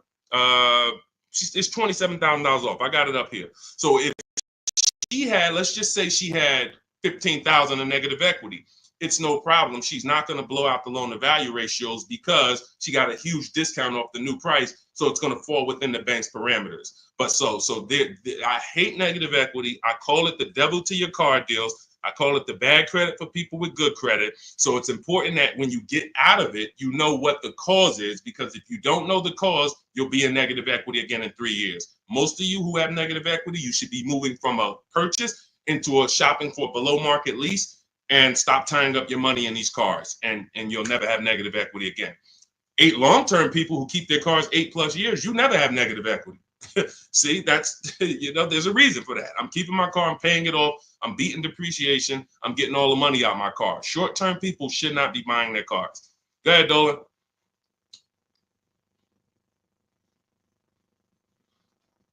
All right, keep typing your questions, y'all. We'll get to as many questions as we can in 45 minutes. Now, let me just actually say this. We have a 7-step process. Everything in my system is 7 steps. We don't go, see, a lot of times you don't understand what you should be doing first. Should I be focusing on my old car, my trade-in, shopping for a car first? What should I be doing first? So we have a system that you actually now have a process. It's 7 steps. First step is the most important question. That's leasing versus buying. How are you going to beat depreciation? Because you're about to buy a depreciating asset. If you buy a depreciating asset with no plan to address or beat the depreciation, you are going to lose like everyone else loses. So we need to see, am I going to beat depreciation with a long-term purchase, or am I going to beat depreciation with a below market lease? Long-term purchase, I got to tie up my money. My money's going to be in the car 3 years, 5 years, 6 years, but over time, the depreciation is going to cool off. I'm going to have a vehicle that doesn't depreciate much. Who has a vehicle that they've had for more than 10 years? Type the number of years you've had it in the comments. If you had a vehicle for 10 years, type 10, 12, even if you had it for more than 8. Let's go 8 because it's called the 8-year rule. If you've had it for more than 8, type the number of years that you've had your vehicle in the comments. Let's see how many long-term people we truly have, because not a lot of people are long-term. Like every time I ask this question, we don't get a lot of people that's like, yeah, 8 years, 10 years, 12 years, 15 years.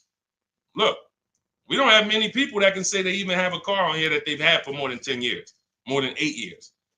But you're tying up all this money in these cars, and then you're going and you're replacing them in 5 years and 6 years. And look, Sharon, 14 years. God bless you, Sharon. That's a long-term person. Look, Ray Johnson, 9 years.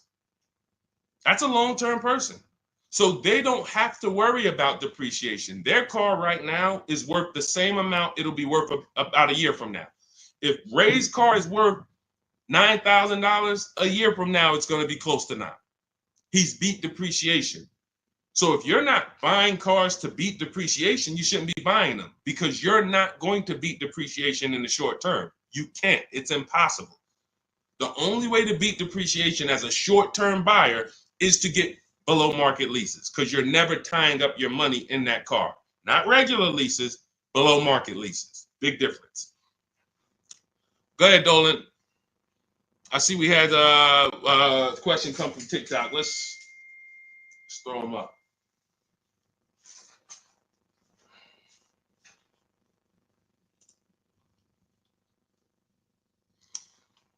Okay, what about a fun car? I'm planning to keep my brand new car for 5 years. My previous car was a lease and traded in since I had positive equity. That you're going to lose. Keeping a car for 5 years, a brand new car for 5 years, you're going to lose. And I'm going to show you how big you're going to lose by doing this. You can't keep a car for 5 years. If you're telling me you plan to keep a brand new car for 5 years and then replace it, this is the depreciation curve. This is the depreciation curve. You're going on a sliding board. Whatever you paid for this car, let's say you paid $35,000. In 5 years, that car is going to be worth $17,000, maybe $15,000, depending on how much you drive. You're literally going down a sliding board, and then you're going down another sliding board when you get your next car. You're wrapping up money in these cars. Now, when we look at somebody like Ray, who kept his car for 9 years, his depreciation curve doesn't look like yours. It looks like this. See, this is what it looks like when you first buy the car. You're losing value every single day. You're losing thousands of dollars in value on a yearly basis. So when you go and say, all right, I'm going to just go buy this car, tie this up. Let me show you why you can't do that compared to someone who's leasing. You're going to spend thousands of dollars more. So you take somebody who got a below market lease like Zafrina. No, that's too. Let's use Zafrina. She gets a $65,000 vehicle. She's paying $579 a month. $65,000 vehicle, $579 a month. That's what we call a 1% lease or below. When you have your lease payment is 1% of the MSRP or less, that means that's a 1% lease or lower. She has a 0.88% lease. Now, she's not, over the next 3 years, she's going to invest in this car, $579 times 36. She's going to invest $20,000 to drive a $65,000 car. Now, if somebody bought this $65,000 car, what's their payment? Every $5,000, remember this rule, is about $100 a month on a 5-year loan. Remember that rule. Every $5,000, when you look at a car, is about $100 per month on a 5-year loan. So when you look at a $20,000 car, you should automatically say to yourself, that's going to cost me about $400 a month. You look at a $50,000 car, that's going to cost me about $1,000 a month on a 5-year loan. When you don't do that, now you let them put you in 6- and 7-year loans because you're not focused on what the real cost is. You're just like, get me to a low payment. I'll get you to a low payment. I'm going to put you in an 8-year loan. So we know this. Looking at her car, she would be spending roughly $1,300 a month if she bought that car. Even if she got an incredible deal, saved 10 grand off of the car, she's still going to be spending about $1,100 a month. She's putting $579 a month into this car. How do you compare $579 to $1,100? How do you compare $579 to $1,300? Let's say she bought a used version of this car. So instead of $65, she found a used one for $40. Every $5,000, $100, that's an $800 a month payment. How do you compare $579 to $800 for a used version? You can't. So when you're out here listening to people who've told you don't lease, they don't understand depreciation and they don't understand how to get below market leases. These are not regular leases. In order to get below market leases, you must employ competition. You must get at least 5 offers because every dealer's price is different. So when you walk into one Nissan dealer and they tell you it's $600 a month, you don't walk out and say, hey, Nissan's charging $600 a month. No, Nissan of Bay Ridge is charging $600 a month. But this Nissan deal over here might be at $500. This Nissan deal over here might be at $420. You need to stay at home, get multiple offers. You can do this my way through email using the systems in my book, or you can do it your way, calling around and get multiple offers. But once you see how different these offers are, you'll realize how many dealers have been ripping you off. And 80% of them do this. 80% of them, their best offer is not going to be below market. They're going to make a certain amount of money or they won't sell the car to you. But we find the ones who will. All of this is in my new digital book, Cars from Home. It's called Cars from Home, 7 Steps to Saving Time, Money, and Avoiding Dealerships. You can get a copy for 75% off for the next 30 minutes in my TikTok bio, my Instagram bio, the YouTube comments, or the Facebook comments. You'll have everything we teach step by step. You can Google the book, Cars from Home. It's already 5-star rated. We've already got tons of people using it, talking about it. And this is what I want for you. I don't want you paying above market or market value like everyone else is paying. You need to be paying below market value. And the only people that pay below market value are people with strategy. Okay, so I would tell you, Kitty Cafe, the first thing you need to be concerned with is actually leasing and not buying. You said you were a leaser. See, and oftentimes people who go from a lease to a purchase, I'm sorry to say you didn't get a good lease deal. Because if I'm paying, think about what Zafrina's paying. Let's continue to use Zafrina as an example. If Zafrina's paying $579 a month for a $65,000 car, $579 a month only gets her about $28,000. Let's call it $30,000 on a loan. So for her to go and get the same $579 payment, she's going to only have about $30,000 to spend on a car. If she goes with a 6-year loan, maybe she can get like a $33,000, $34,000 car. That's it. That's her loan. So she's going to have a hard time going from a $65,000 vehicle to a $35,000 vehicle. Most likely she's going to get something used. It's going to be older, and she's going to be like, wow, I'll just keep leasing. But if she was paying what other people are paying for this same Jeep, which is probably, I would say a lot of people for the same Jeep would probably be paying about $800, maybe $900. People with no strategy, they're probably paying $900 a month to drive this $65,000 car. It's easy to justify. So they're paying $800-900 a month. Then yeah, she might say, well, maybe I'll just buy something because I'm paying almost $1,000 a month to lease. But that's the difference between a below market lease and an average lease. There's a big difference. All right. Go ahead, Dolan. Next question. The leasing versus buying thing is really what's hurting a lot of you. The leasing versus buying thing and the not getting below market leases. There's so many bad things about what's been out here with leases. It's horrific. I spend every day putting out information trying to dispel this. But I realize there is so many voices that have told you guys things, but here's the thing. I talk numbers and I show numbers. If you pay attention, the people who tell you about leasing never talk numbers. They never show you numbers. All they do is rent. Leasing is renting. Leasing limits you. You limit, they pick your mileage. You pick the mileage. It's so much bad information. But I've been leasing since I'm 22 in the car business. Got my first lease, Pontiac G6, $20,000 vehicle. I was paying $256 a month for it. Meanwhile, I had a friend, they're paying almost $500 for a Toyota Corolla. We both got a car for about the same time. They're paying $500. I'm paying $256. I'm seeing what they're going through with their car breaking down, getting older, because they kept the car for a while, getting older, and now I'm on my second car, paying a low payment. And as a young person, you don't want a $500 payment. I didn't need a $500 payment when I was 22. Just had my daughter. I needed that $256 payment.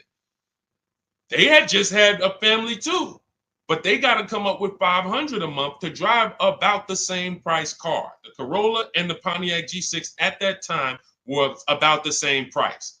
You can't justify to me in any way that makes more financial sense. There's nothing you can say to me unless that person's going to keep the car, pay it off, and then keep the Corolla forever. If you're going to keep the Corolla for 10 years and then you pass it down to your daughter or your son at their first car and now you just got an extra car, that's a different story. You shouldn't be leasing if you're that person. But if you're a 5-year, 6-year owner, 7-year owner, and you're just paying these high payments, you pay your cars off, and then you go back into another finance, you're just overpaying. You're throwing thousands of dollars out in the garbage, and there's no way around it. You put me against anybody. You put me on the stage with Dave Ramsey himself, the guy who has programmed thousands of people never to lease cars, and you give me 15 minutes. I don't need 2 hours with Dave.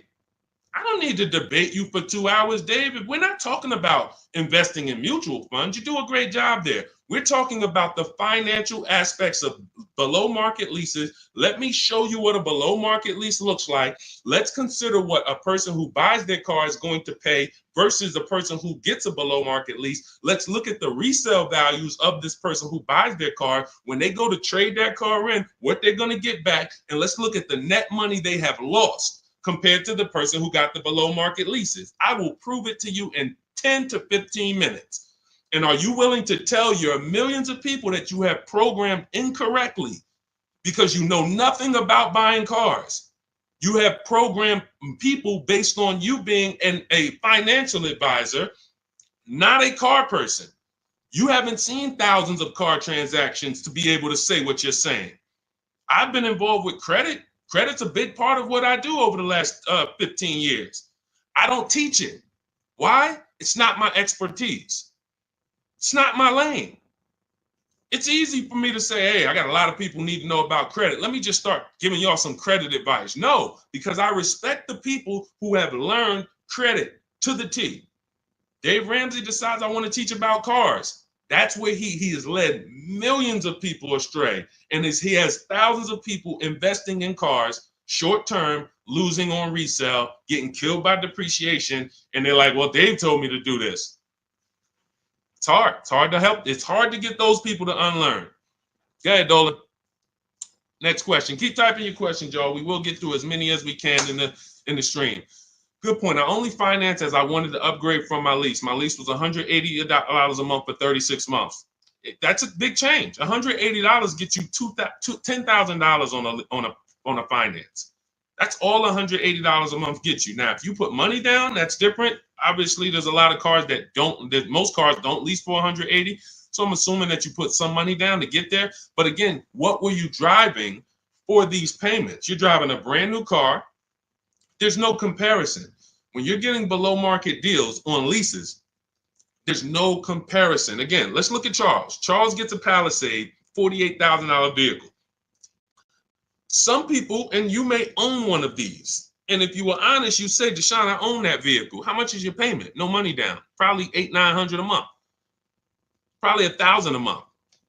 He's paying $597. Some people say, oh, Deshone, don't they limit you on mileage? No, you pick the mileage. Look at Jen. Jen got her Honda CRV. She's paying $512 a month. It's a $40,000 vehicle. That's normally $800 a month to buy on a 5-year loan. She's paying $512 a month, and then she upgraded the mileage from $12,000 to $18,000, and her payment went from $512 to $563. 40 some odd dollars. She gets to drive as much as she wants, as she needs to drive, not as much as she wants to drive, as much as she needs to drive. And the problem that that you may have with leasing is you didn't get the mileage you needed, and then you started blaming the lease. You knew you drove 15,000 miles a year, but instead of getting 15,000 miles a year, you took the 10,000 mile a year option. You looked at the payment for 10,000 because you might have not been getting a below market lease, so the payment was high, and you're like, okay, well, just give me the 10, and then you know you needed 15, so now you're going to pay the penalty based on not the lease's fault, based on you. You could have paid $45 more per month, got every bit of mileage you needed, and then you could have enjoyed your lease hassle-free, dropped it off in 3 years, no problem. So people are blaming the lease for their lack of understanding about how they don't pick the mileage for you on the lease. You pick the mileage. We got people who drive 25,000 miles in lease because they don't want to keep their cars tied up and have that depreciation on a car they own. If they drove 25,000 miles, any high mileage drivers, type HM into the comments. Any high mileage drivers, you drive over 18,000 miles. If you bought your car, tied up that money in that car, and depreciated it with high mileage, that car is going to be worthless in 3 years because you put 75,000 miles on it, and then you come back to replace it, and you have 15 grand of negative equity, and you wonder why. You depreciated the car. Meanwhile, when I was at Hyundai, I worked at Hyundai as a manager for 6 weeks. I had a guy who came in, he was dropping off his lease. I learned something incredible. I said, car had 72,000 miles on it. I said, you leased this? He said, yeah, man, I used to buy. I stopped buying because I would always have negative equity. I only lease now. 25,000 miles a year. I drop it off every 3 years, get me a new one. I'm in sales. I looked at his lease contract and I saw that his payment was less than $200 a month more than what a normal below market lease on that Sonata was. If a normal below market lease was $350, he might have been paying like $550, $525. It wasn't $700. He was paying a couple dollars more, but he could drive 25,000 miles a year, drop that thing off, never have to worry about negative equity. Mileage doesn't stop you from leasing. It's not about how much you drive. It's about how long you're going to keep the car. because a below market lease is how we beat depreciation or long-term ownership. Nothing to do with how much you drive. You pay for the mileage whether you buy or lease. Doesn't matter. Go ahead, Dolan. Keep typing your questions, y'all. We'll get through as many as possible. What's up, Ashley? What's up, Kenyari? What's up, boss babe? Ashley, good to see you. But I made my wife lease a brand new electric Equinox, $350 per month, and no sales tax. The $180 was a 2021 Corolla lease before the chip shortage for $3,000 down. Solid, solid. These are the things that you don't want to get away from until you're ready to keep a car long term. If you are leasing and not keeping cars 8 years, keep leasing. Make sure you're getting multiple offers so that you can get these below market leases, so that you're not paying these prices on the commercials that you see with $5,000 down and all of this tax that's not included. We are getting below market leases, and in order to do that, you must get 5 offers, at least 5 offers. Now you get these below market leases, and you keep doing that until you are ready to buy something. Because as Cafe just said, if he's paying $3,000 down, $180 a month, somebody who bought that Corolla is paying $3,000 down, $500 a month, because a Corolla is probably about 25 grand now. So that's a $500 a month payment with their taxes that they're paying when he's paying $180. This is not, look, for a brand new electric Equinox, he's paying $350 a month. This is someone else who knows how to get great lease deals, whether he's negotiating for them or whether he's calling around getting multiple offers. It doesn't matter. He's getting prices that you are not getting. And that's the prices we get. You want to understand that all prices aren't the same. There's below market price, there's market price, there's above market price. Above market is for the people with no strategy. You just walk in and you sign the deal. You might say no one time, and then the next offer you sign it. Market value is for the negotiators who are trying to feel for the bottom. You don't know where the bottom is, but you say, hey, take $2,000 off, we got a deal. Give me invoice price, we got a deal. You're paying market value. You're not getting anything special because there's hidden money, rebates, incentives that you don't know about. There's markups in the lease contracts, in the money factor, money hidden, you don't know about. And you'll never know about it until you get multiple bids.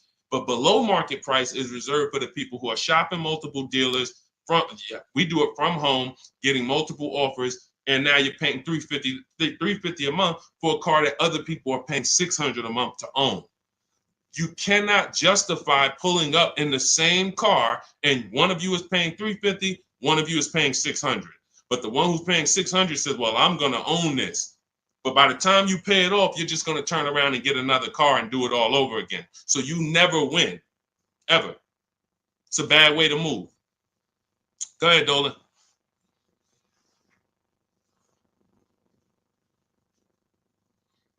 What's up, Ray Johnson? Do you need to... Hold on. Do you need to know all the bells and whistles? I don't know what that means. Can you rephrase that question? Let's type it in another way because I don't know what you mean by that. Can you elaborate? What about the people that drive high miles? You should still be asking yourself, how am I going to beat depreciation? The first step in my process is to determine what I'm going to do to beat depreciation on this depreciating asset I'm buying. So if you're a high mileage driver, you drive more than 18,000 miles per year, you're depreciating your car so rapidly that in 5 years, you're going to have, call it 100,000 miles plus on the vehicle, but your loan does not move that fast. Most of your loans are going to move this way, but your depreciation is moving like this because you are just using the heck out of the car. This is point and proof that you pay for usage, whether you buy or lease. If you bought a car and put 100,000 miles on it, you do pay for that. If the same person bought the same car, but they only put 50,000 miles on it, their car's worth more than yours. They can sell it for more. So you lose based on your usage. So in the short term, you can't win driving high miles because you are literally destroying the value of your car. Then you flip to another car. That'd be like you doing this. Hey, do me a favor. Give me this car, let me depreciate it like crazy, then let me swap it out and let me get this car depreciated like crazy, and you just keep doing it. Depreciate it like crazy, but you're never getting to the point where the car is paid off and now the car starts to depreciate like this. That's for the people. If you have a car that you've had for 10 years, 12 years, 9 years, 14 years, this is what the car is depreciating like. You're losing a little bit every year. If it was worth 9,000 this year, it's probably worth 8,200 next year. You beat depreciation. And that's when you enjoy, this is the benefits of ownership. This is what I call in my book, the reward stage. You don't get here without long-term ownership. And if you're not built for long-term ownership, that is okay. But what you should be doing is doing what my client who was in Hyundai did, doing your high mileage lease, shopping for a below market lease, and then driving the mileage you need and dropping off your car in 3 years and going and getting a new one over and over again. You're never tying up your money in these cars.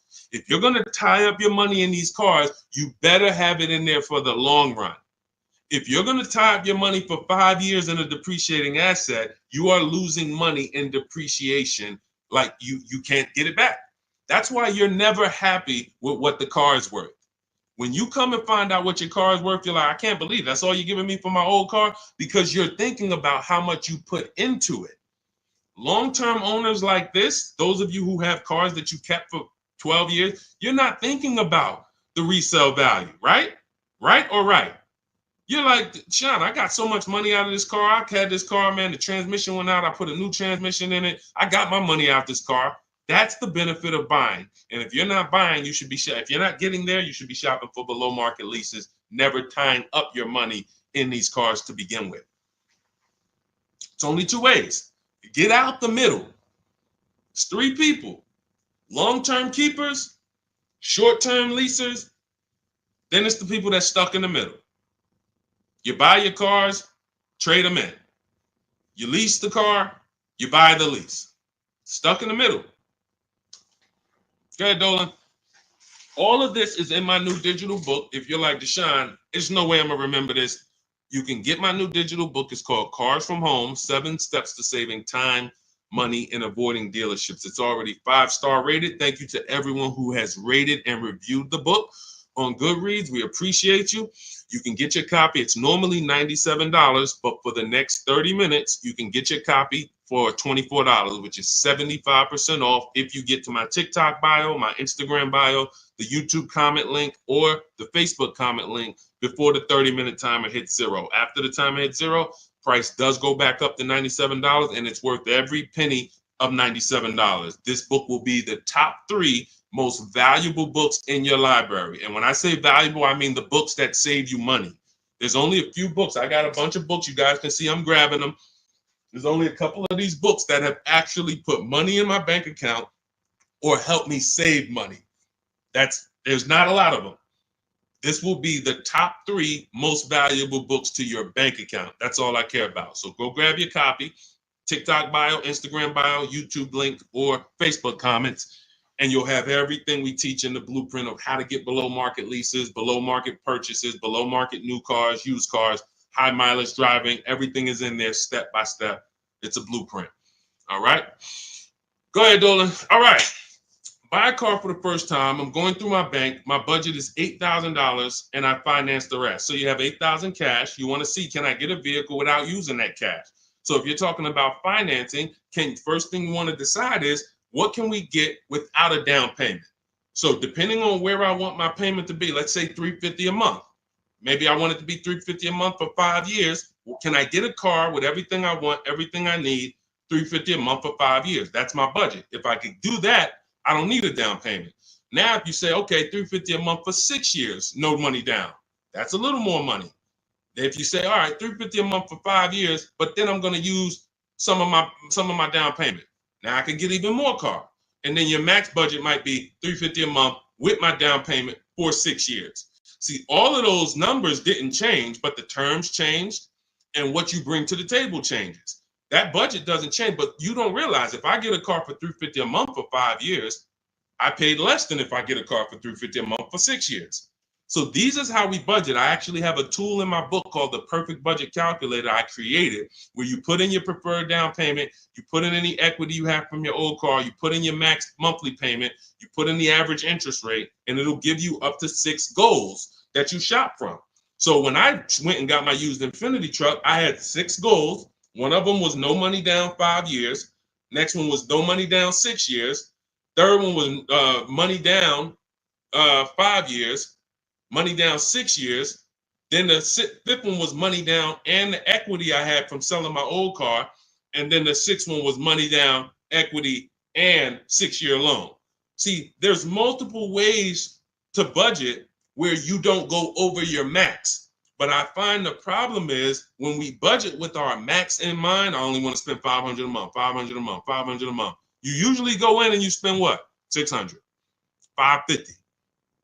You're putting $1,500 on a credit card because you didn't calculate the taxes. The tool in my book, the Perfect Budget Calculator, calculates the taxes in your state. So you don't go in and say, oh man, I didn't know there was another $3,000 in taxes and fees. Who's had that happen? Oh man, I thought we was making a deal, but you forgot about the taxes and fees. See, all of this stuff you don't realize should be normal in a complex financial transaction. But what they've taught you in the car business is to just treat car buying like you're buying a TV because it makes them very rich. I've been in the business for 14 years. I sat next to people who I know shouldn't be in the business, but they're not going to get them out the business. They make a lot of money for the dealerships. They'll always have a job. Even if they get fired here because the customers start complaining, they'll go there and they'll say, hey, look, I made 300 grand at my last place. Oh man, when can you start? These people are always going to have a job. So when you look at the industry and say, okay, if this is what the industry is like, what do they care about me? They don't. The 20% of dealers who get up every morning and they do the right thing. They want to beat their competition. They're honest. They want to make sure that they're giving you the best service. It's 20%. 2 out of 10. You're going into your local dealer and you're buying from them, not realizing that's an 80% dealer. All they do is make a lot of money on their customers. If they can't make a lot of money on their customers, they won't sell the car. And you know what's beautiful about the car business? For those of you who are wolves and sharks and evil, it's not about the customer winning. It's about you making the customer think they won. I'm going to say that again. For those of you who are like, what business could I get into where I can make 200 grand? And I don't need to have morals as long you are trained to make the customer think they won. And that's all it's about. If that's why you start high and you come down. If you know your price on your car is $600 a month, you start at $800. This is what the worst people do. You know that the full price for your car is $600 a month. When Mr. Jones sit down, hey, Mr. Jones, all right, we got a great proposal for you. Great news. We're going to make you a great deal today. Your payment's $790 with $2,000 down. What? That seems like a high for this car. The car's only this. That seems real high. And then I didn't even want to do any down payment. All right, so you didn't want to do a down payment. So, all right, look, if I could get the down payment out, your payment would go from $790 to now it's $840. No down payment, though. What's more important than you, the payment or the down payment? No, well, both. But what's more important? If you had to pick one, well, I really don't want to do any money down. All right, so right now we're at $840. Where can we agree? I'll talk to my manager. Where can we agree that you'll be happy? Because I want to make you happy, Mr. Jones. Nah, I mean, I'm thinking of paying I really wanted to be at $500, Mr. Jones. I understand. Where'd you come up with that number? I just thought I'm looking at the car. I'm thinking, 500 seems fair, but follow me, Mr. Jones. You're looking at this car. You know where the demand is. You know there's no cars around. This is all stuff that's not true. You don't know where the demand is because you haven't shopped. There's no cars around. You don't know that because you haven't shopped. But these guys we are absolutely trained to, if you want to use your powers for evil, it is very easy to get you. That's why we don't shop that way. I would never send you in to deal with people who negotiate every day for a living like this. Your power is being at home, having multiple dealers compete for your business, and that's how people like Tasha get these deals. Thousands off on a brand new car, only 1-year-old car. This is how we got grandmothers who do this. Look, India, ridiculous deal on a Toyota. Look, Hyundai, $365 a month, no money down. 2024 Hyundai Elantra, limited with the leather in it. She didn't get that going in negotiating. You can't. But from home, that's where the power is. That's why our entire system is called Cars from Home. I can sit here and walk you through why you can't win. I don't care who you are. So when I'm telling you, you have to change the way you shop. When people say there's no deals, they're right. To you, there's no deals. To someone who doesn't have shopping strategy, doesn't know how to put dealers against each other, there are no deals. But to people like us, we've been making deals. Let me show you, Bonita. Let me show you a pandemic deal.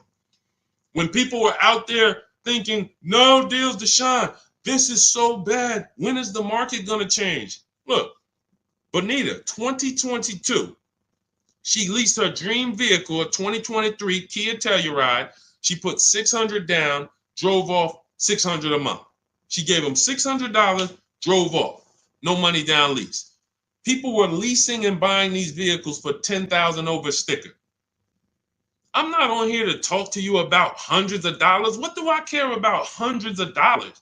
You think we're on here? You think we're getting together to gather you guys to talk about hundreds of dollars? That doesn't matter to me. Thousands is all we talk about. Every single thing we discuss here is $1,000 mistakes. You not leasing when you should be leasing.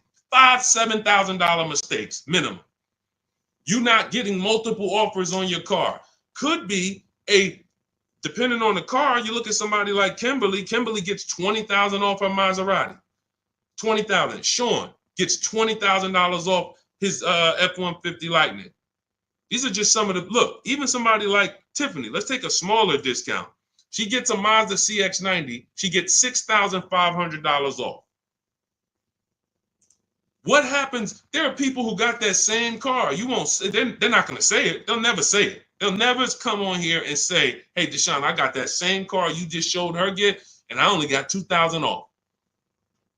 They won't say I overpaid by $4,500 because I didn't know this. But I'm telling you, I know this because I've been working with people around the country.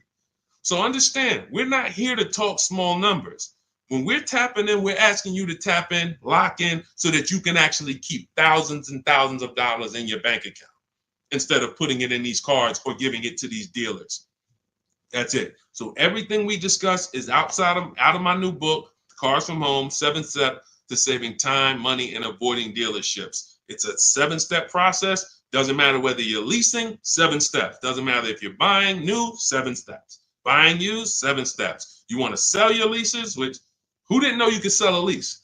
Put a question mark. Who didn't know you could sell a lease? Type a question mark in the comments. Question mark. Deshone, what do you mean you could sell a lease? Okay, thank you. We're renovating with the jeans. Okay, look, Lynn, Brooke, Miss Tucker. Look. How much does that cost you? Not knowing, and we begin to teach people to do this during the pandemic because every single car was $7,000 to $10,000 more than it was truly worth. So a Jeep Grand Cherokee, I sold my Jeep Grand Cherokee for $28,000 after I had leased it for 3.5 years. 39 months, I leased it, and then I sold it for $28,000. The vehicle, brand new, was $35,000. Brand new, that Jeep Grand Cherokee Laredo that I leased for $330 a month, paid $330 a month for 39 months. I sold it for $28,000. CarMax won the bid, and I put $9,800 in my pocket.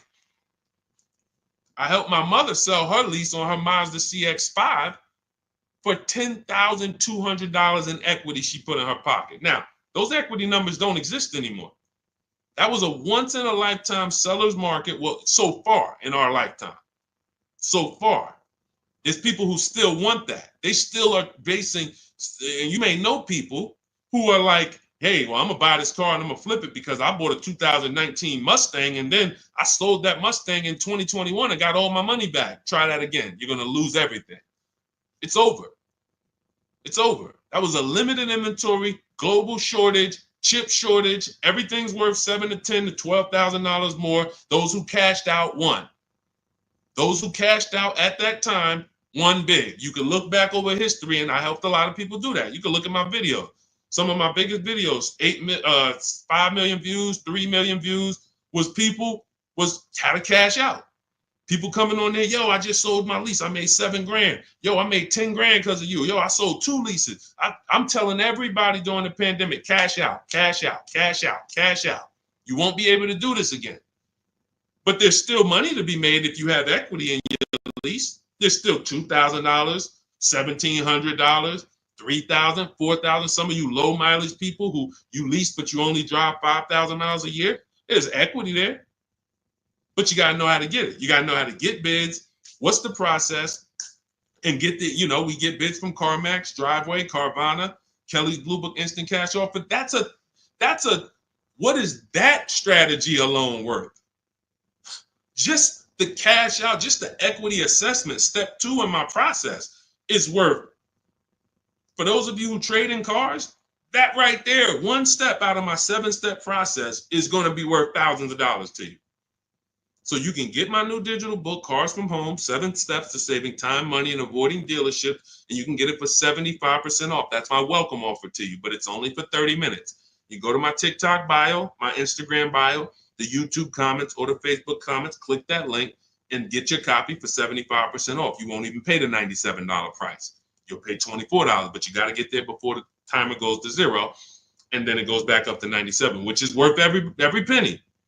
Book's worth every penny of $97. It'll be in your inbox in 2 minutes. And make sure as soon as you get the book, you screenshot the thank you page, because the link to open the book is actually on that page. You open the book on that page, and I also email you a copy, but my support team's email is actually on that page as well, because sometimes you type your email wrong, you're typing fast, you're trying to hurry up and get it before the sale, and then you end up typing your email wrong. We can't send the book to a wrong email, so that you'll have my support team's email there. But this is the most serious thing outside of buying a house. There's nothing more serious to me. And some of you are not going to even buy houses. Some of you like, Deshone, I'm a renter. I don't plan on buying. That means the car is your most expensive purchase. And you're going to do it over and over again. You might have 5, 10 of them in your lifetime or more. You lose $5,000 on every one because you didn't have strategy. That's a tough gig. That's a tough gig. I wouldn't want to be in that situation. And I'm not going to be. And anyone who's listening to me is not going to be. Go ahead, Dolan. Let's keep the show on the road. Do you need to know all the extras you want? Upgraded sound system items that are not in the base price? Absolutely. Whenever we buy a new car or we shop for a lease, we always build our car. We go on the site because we want to know everything's available, because we don't want to get a car and find out there was an option we wanted that we didn't get. And we also want to know what we can live with and live without. And we want to build our car to come up with an MSRP. So if the car you want the panoramic sunroof, you want the blind spot monitors, which most cars come with now, whatever it is, you need to have an idea of what that's going to cost. So once we build out our car, we determine our car is $42,900 the way we want it. Now, most times we're going to reach out to dealers and they're not going to have the exact car. That's why we always come up with, and when we're leasing, we come up with a couple colors. Buying, we don't compromise as much, because this is a car you need to love. You're going to have it for 8+ years. You don't want to compromise on what you want, or be talked into something, or let you convince yourself of getting something, a color you really don't love, because you're buying this car to keep it for the long run. Now, on a lease rather, you can be much more flexible, because in 2.5 years, you're getting ready to shop again. You get a 3-year lease, 2.5 years, 6 months left, it's time to shop again. So we want to make sure we can be more flexible with that. But yes, we want to know how much it's going to cost so that we can start to budget We always say with a lease, when we build out our car, we take 1.25% and we use that as a gauge of around about what it should cost. So if we're looking at a car that's 42,300, we multiply that by 0.125 and we say, okay, 528, that's a fair below market lease deal. Now, if we can do better than that with bids, we will. If the lease program is not as good, when we get our bids, it might come in at 1.3, 1.4, our best offer. We're going to have more offers than that. If your other offers aren't higher, then you didn't shop the right way. Because when you shop, you should see a $3,000 to $5,000 to $7,000 difference from your best offer to your worst offer. When you get offers the way we teach, you're going to get more market value, below market value, above market value. You're going to see them all. And you're going to be like, wow, I can't believe all these dealers, this their best offer? Yes, they want to sell and make a lot of money. But we don't care about them. I don't focus on the 80%. We're looking for the 20%. So we use this as a gauge to say, all right, this is around about what I think I should be looking at paying, depending on the deal that I get when I actually get my offers. So that's why it's important for us to build the car. Those are all the reasons it's important for us to build the car before we actually go shop for it. Okay? It's a great question. I see you. I'm leasing this year. There you go. If I could get more people to lease, wake up and look. I don't want you leasing if you're keeping your cars 8 or more years. That's the key, because sometimes people will come on the stream, hey, is this all about leasing? No. If you're buying, there's so many things you need to know about getting below market purchases. New cars, used cars, we haven't had those questions come in. People are not really asking questions about used cars and things of that nature, but I'm answering the questions that Dolan puts up that you guys are writing. So when we look at purchasing, there's a ton of questions that we got to look at, ton of questions. But when it comes to people not keeping their car 8 years, you should be shopping for leases. You're not keeping a car long enough to beat the depreciation. The depreciation's going to kill you, not the loan. Doesn't matter. Loans, okay, you could pay cash. Doesn't matter. The depreciation's going to kill you. That's what you're doing. You're buying a depreciating asset, trying to keep it short term, flip it, and do it again. You can't win. The only way to win with a depreciating asset is long-term ownership, or never tie your money up in it in the first place, which is a below market lease. Go ahead, Dolan, throw that one back up. Arturo, does your credit score affect the lease? Sure. You want to have fair credit. I always tell people you want to get to about a 660, 680, similar to if you were trying to get a good deal on a house. You would be trying to set yourself up with a good credit report to buy a house. Now with leasing, you can also lean on payment history. So if you have a $400, $500 a month payment, you've been making it on time for 2 years, that weighs heavily in you getting approved. I always say it's nothing that gets you approved for a new car like a paid on-time payments for your old car. The banks look at that and say, well, hey, we can see, yeah, credit cards might be high, but they never miss the payment on their car. They never miss that $500 payment. That means something to the banks when your credit score is a little in that marginal in that marginal range or that mid range. So I always tell people, get to a fair range, work on your credit so that you're able to lease, and don't tie up your money in a long-term purchase because you can't lease right now.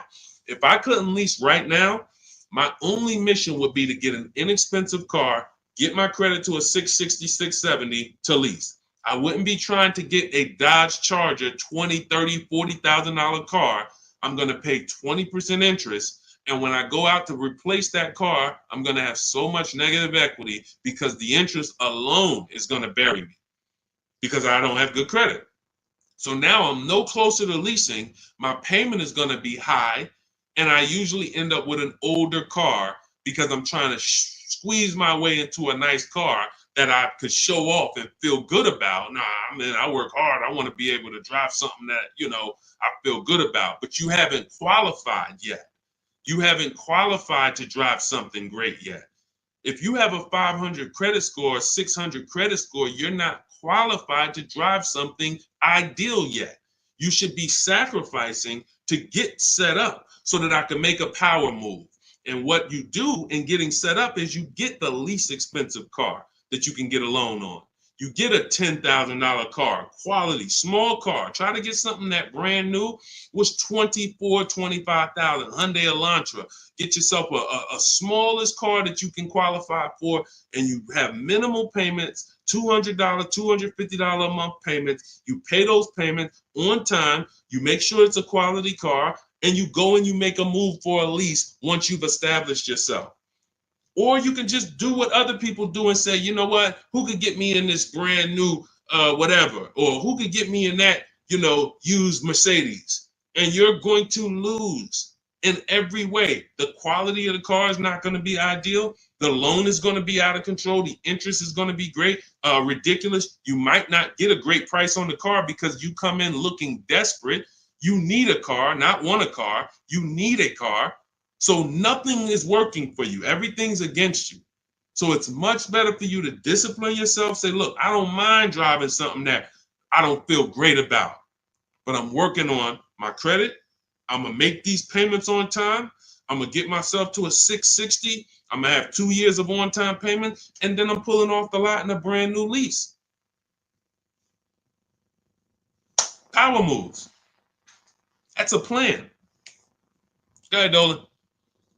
And in my book, that's called the SMART car strategy. It stands for saving money at the right time. If you can't qualify for a lease, your only goal should be to set yourself up to lease.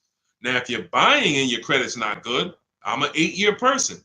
I keep my cars 8 or more years. Nothing wrong with buying a higher priced car and refinancing it later. So if you say, hey, I need to get, if you're a long-term person, your goal should be get a great price on the car.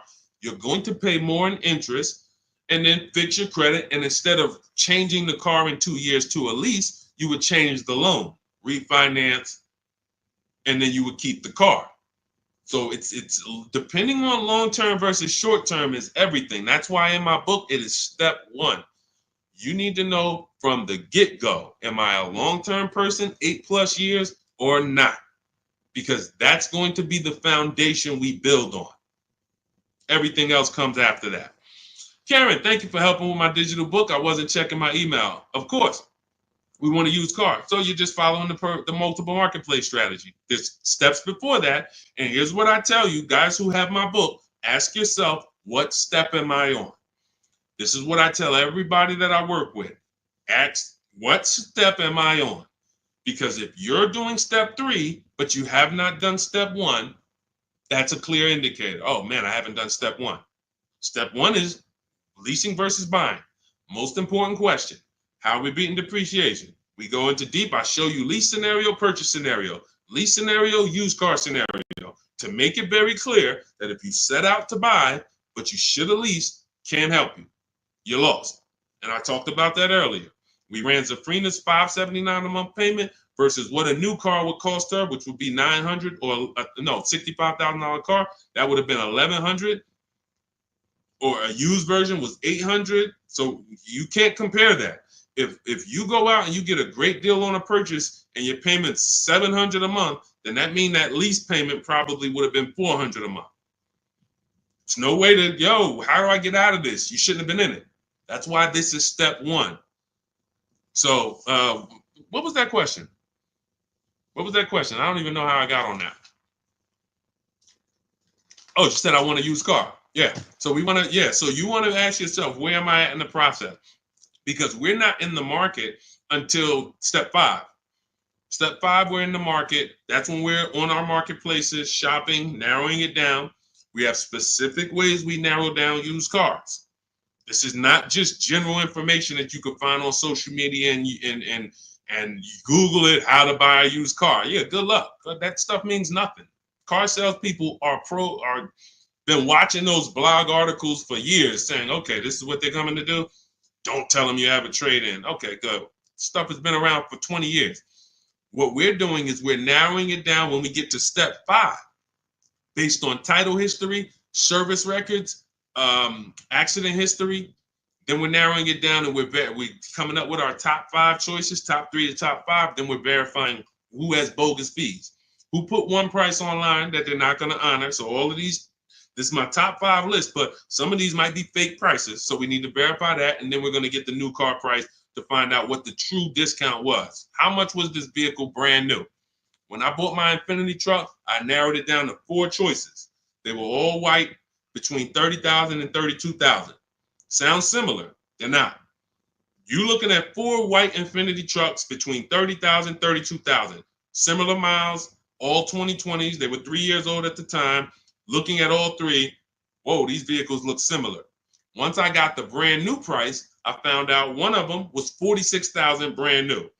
The other one was $48,000 brand new. The other one was $52,000 brand new. And the one I ended up getting was $54,000 brand new.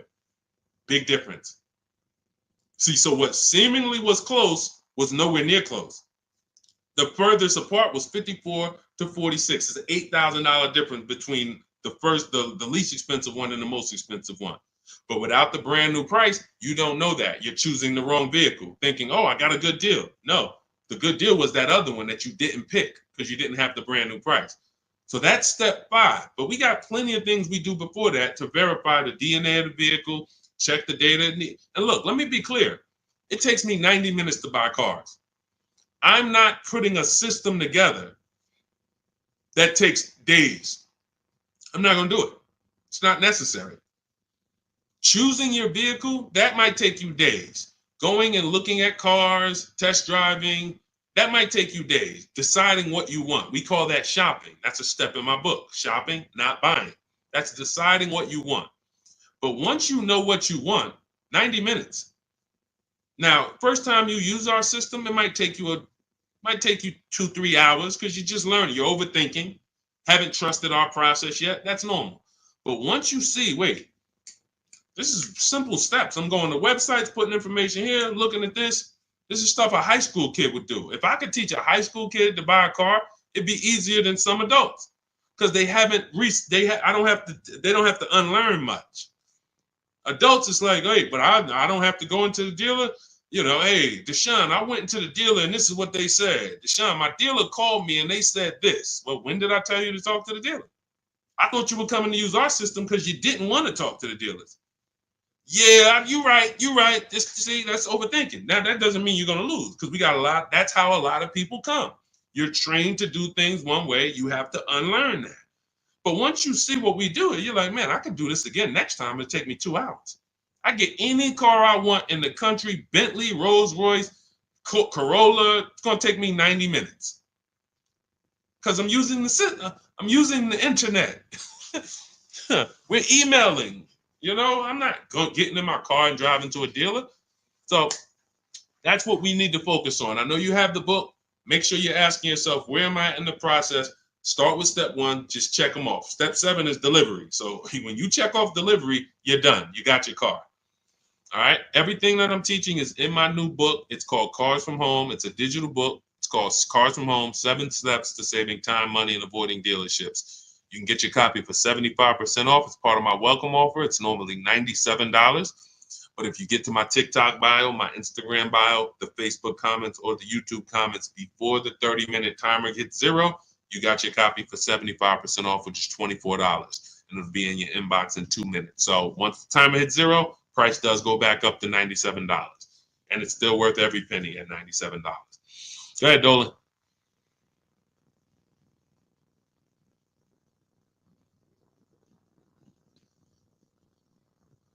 Dolan, you there?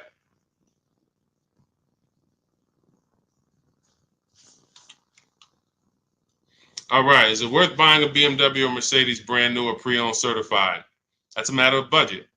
As long as you're going to keep the car 8 years, the only difference between a new or used purchase is budget. And if you can afford both, now it's about your values. Do you want a new car because you only buy a new car every 10 years and you're like, man, I'm going to treat myself, I could afford it? Or do you want a pre-owned car because you're like, hey, I want to treat myself, but I could also take a 2 or 3 year old one and I'll be just fine with that. Now, what I always say, if you're going to buy something close to new, 1 or 2 years old, you need to shop the new market first because you might overspend for a 1 or 2 year old vehicle because you don't know what the new market is for a brand new one. So, example, Kimberly saves $20,000 off her Maserati. Sean saves $20,000 off his F-150. Milligan saves $27,000 off her Mercedes-Benz. So when you look at these vehicles, and I show these deals, if you're on YouTube, if you're on YouTube, that's Melissa. If you're on YouTube or Facebook or Instagram, you can see these. You zoom in here, you can see she saved $27,000 off her Mercedes. And some of these vehicles, even with these leases, you'll see people have saved 10 grand, 7 grand. Now, let's take the more dramatic discounts over 10 grand. If you can save over 10 grand on a brand new vehicle, then that means when you go buy a 1-year-old one, what should you be saving? If I know that the new market is 10 grand off, then for a 1-year-old one, I'm looking for about 18 grand off. I'm not looking for 15 grand off. 5 more thousand, I'll get a brand new one.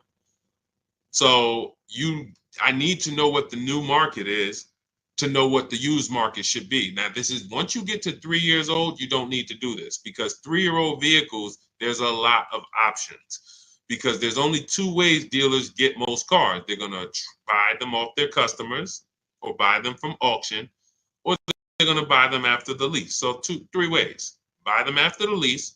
Most leases are 3 years. They're going to buy them from their customers. Most people don't trade their cars in 2 years. Or they're going to buy them from auction. And most people are not getting rid of their cars in 1 or 2 years. So you don't have a lot of options to choose from. You have limited competition. And when you have limited competition, you have a high chance of overpaying. But if I shop the brand new market and I see, wait a minute, on this car, brand new, I could get $20,000 off. Now, some of you might say, wow, if I could afford, I'll just get a brand new one. If that's the market, because I didn't know that the discount was going to be that big. But once you see this, okay, I know I can't pay more than on a used one. See, somebody who would buy a 1-year-old F-150 Lightning, truck's normally 70,000, 73,000. So they might look at a 1-year-old one for 55 and be like, wow, that looks good. Thank you, Renovating with the Gene. They might look at it and be like, okay, wait, this is a 1-year-old vehicle and you asking 55,000 for it? That sounds good. Because it's brand new. How much is it brand new? Well, 73 brand new. Whoa, that's a big discount, man. All right, yeah, I ain't gonna even argue with you. Let me get that. Not realizing that the brand new market on that vehicle, the person saved $21,000. So 73, 63, 53. So literally the brand new market on that vehicle was lower than what you just paid for a 1-year-old vehicle. And what's going to happen when you go to resell that vehicle later? You're going to lose because you overpaid by thousands of dollars. So this is so important to understand. People overpay for used cars all the time for a variety of reasons. They don't know what it was originally. What was the original new car price? To even know they're getting a good deal on a used one. They don't know what the actual new car, again, this is for the 1 and 2 year people. You got options because somebody asked, hey, should I buy brand new or should I buy pre-owned? That means you probably have the money to afford both. So you might go out and buy a 1 or 2 year old pre-owned. But if you're like Milligan and you bought one of these electric ones, she saved $27,000. If you went in and you bought a 1-year-old one and you got 20 grand off, you might think you won. But she got 27,000 off a brand new one, which means if I saw 27,000 off a brand new one, for a 1-year-old one, I want 35 grand off. I want 38 grand off. The new market for this vehicle is very soft. So that means the 1-year-old market should be very soft.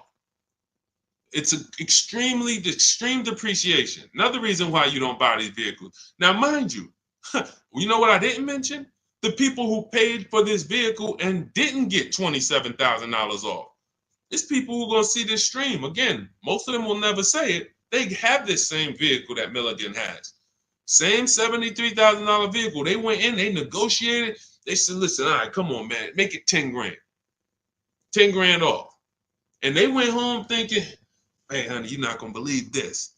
Guess how much they took off the truck? How much? 10,000 off. They in there, oh, I won. See something like this? That's why you can't feel for the bottom. Negotiating and feeling for the bottom, wondering, all right, I think I'm at the bottom. That sounds good. You can't win. In fact, I've showed you multiple ways you can lose huge like that, and people are losing like that. You can't feel for the bottom. You don't know what we have as the dealers. You don't know what rebates I have. You don't know how many incentives I have. You don't know if the manufacturer sent us extra money because we got to move these vehicles. You don't know any of that. You come in and asking for the invoice. All right, invoice on a $73,000 car, 6.5% markup. All right, invoice is 57, and a good salesman's gonna fight you for invoice. They're not gonna just lay down and give you invoice, even if they sitting on 20,000 in rebates. A good salesman is fighting for every dollar of the commission. So you've been, hey, how they gonna fight? They got 20 more thousand. You telling me they got 20,000 in rebates and they gonna fight me for 1,000? Yes, because it's perception. If they take off $10,000 for you in a heartbeat, you might think, wow, you took off 10,000 a little too fast. This is how salespeople are trained. So I'm telling you, the people who believe it, they're going to win. If you listen to me, you're going to win. If you don't listen, you're going to keep losing. And when I say losing, I mean, show me your car deals. Show me your car deals. That's all I care about. Sean, I'm going to do it my way. Okay, show me your car deals. DM me. Sean, I did it my way. How this look? All right, would you bet me $1,000? I can't find a better deal than this. Would you take the bet? I'm looking at your deal. You did it your way. Yeah, I went in. I negotiated this thing. Okay. Would you bet me $1,000 that I can't find a better deal than this? Oh nah, man. I don't think I want to take that bet. I know you don't, because you don't have confidence that you actually got the below market deal. You might have got the best price from that one dealer. I don't doubt that. But that dealer is an 80% dealer, and his competition would blow this price away. But because you didn't talk to his competition, you never gave his competition an email, you never gave them an opportunity, you don't know that they would have beat this price by $3,000 or $5,000 or $10,000.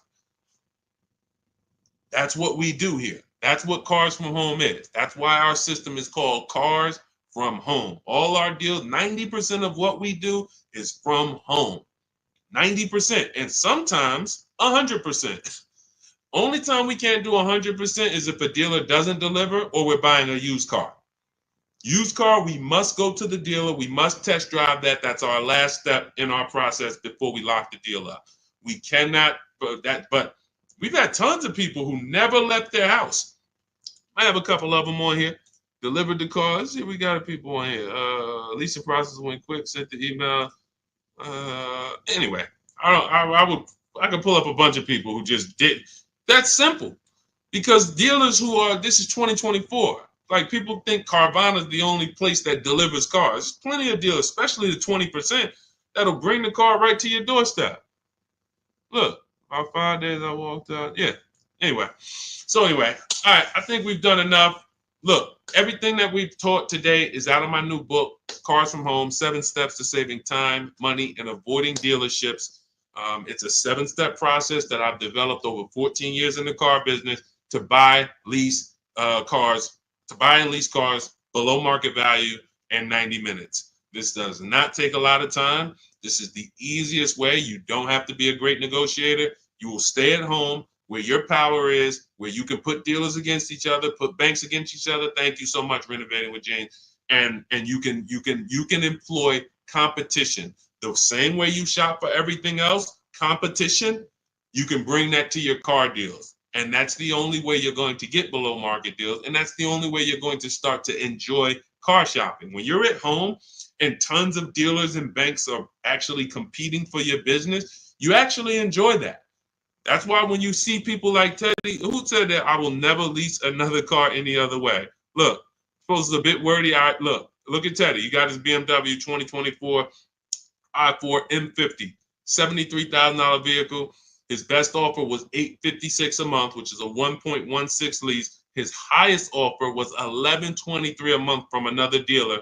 His closest dealer, his local BMW dealer, was where was it? Look, the dealer closest to me was $986.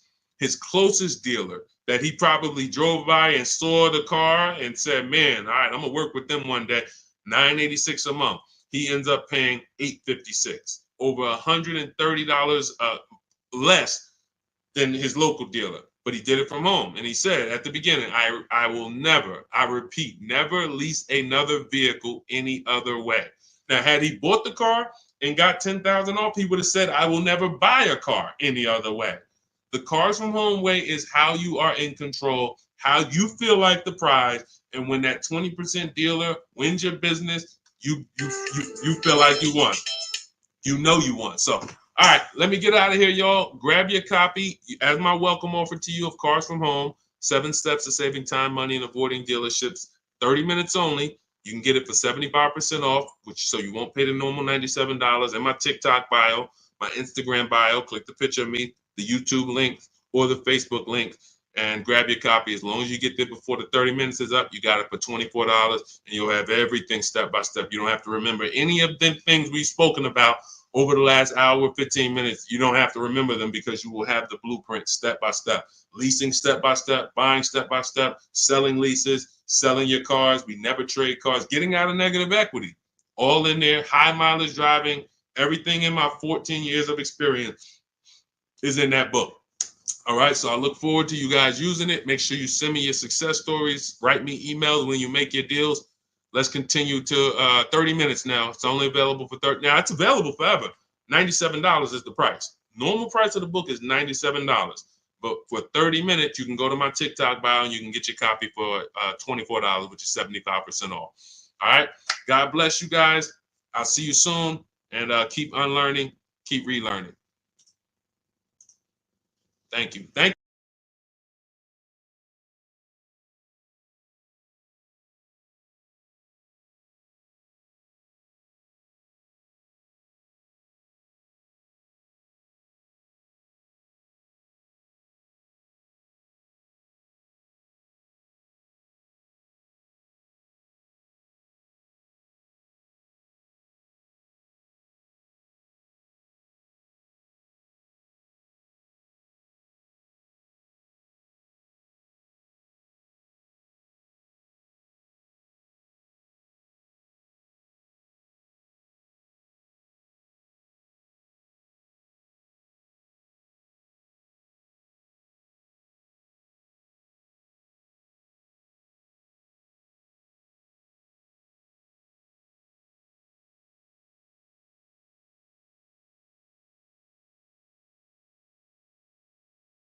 Cynthia Page, good to see you. But the first thing I want to do is warn everybody to tell your friends, sell their electric cars. Show them the video.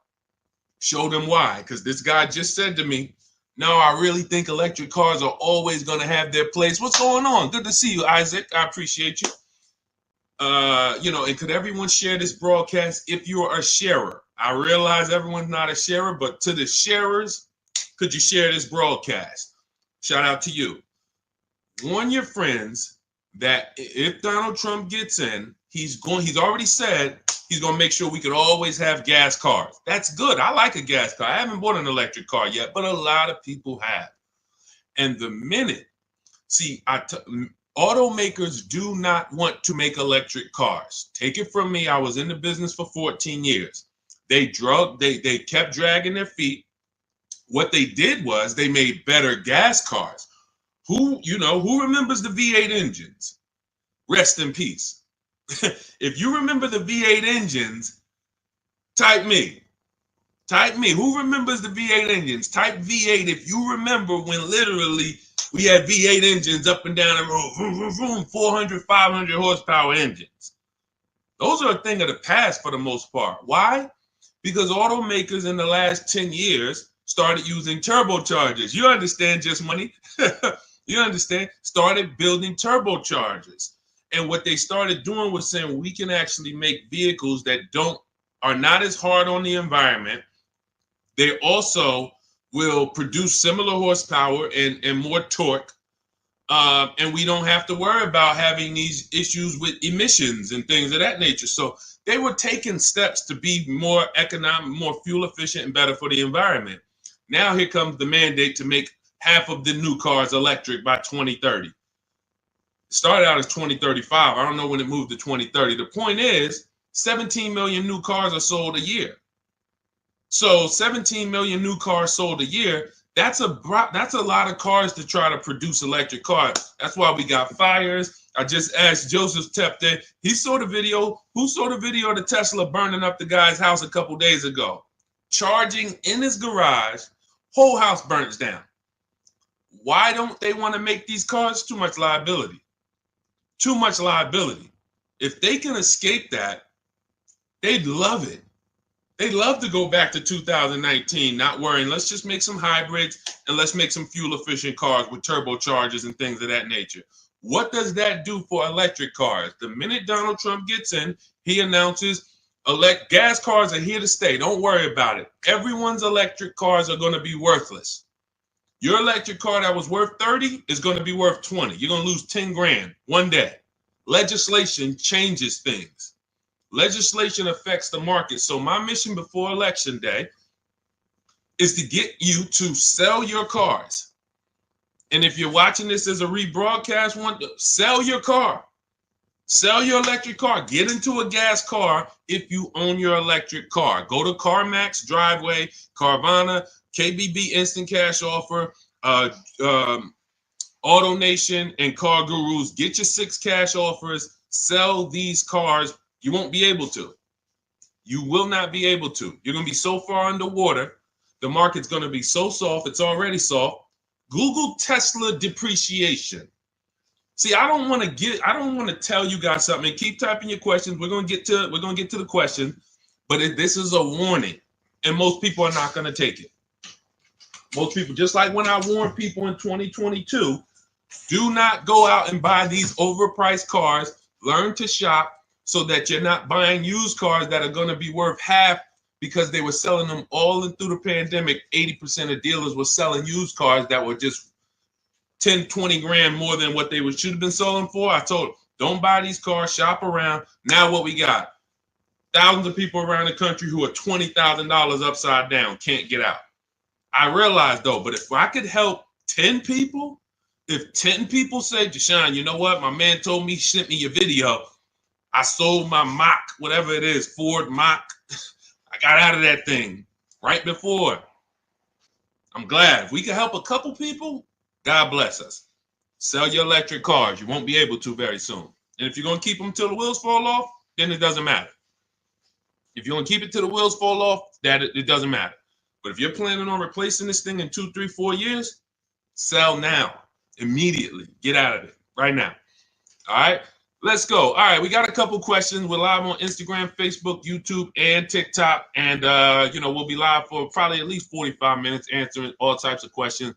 For those of you who don't know me, I'm known as Deshone, the auto advisor. I spent 14 years in the car business. Now what I do is show you how to make dealers bid for your business. Every dealer has a different price. All cars are cookie cutter.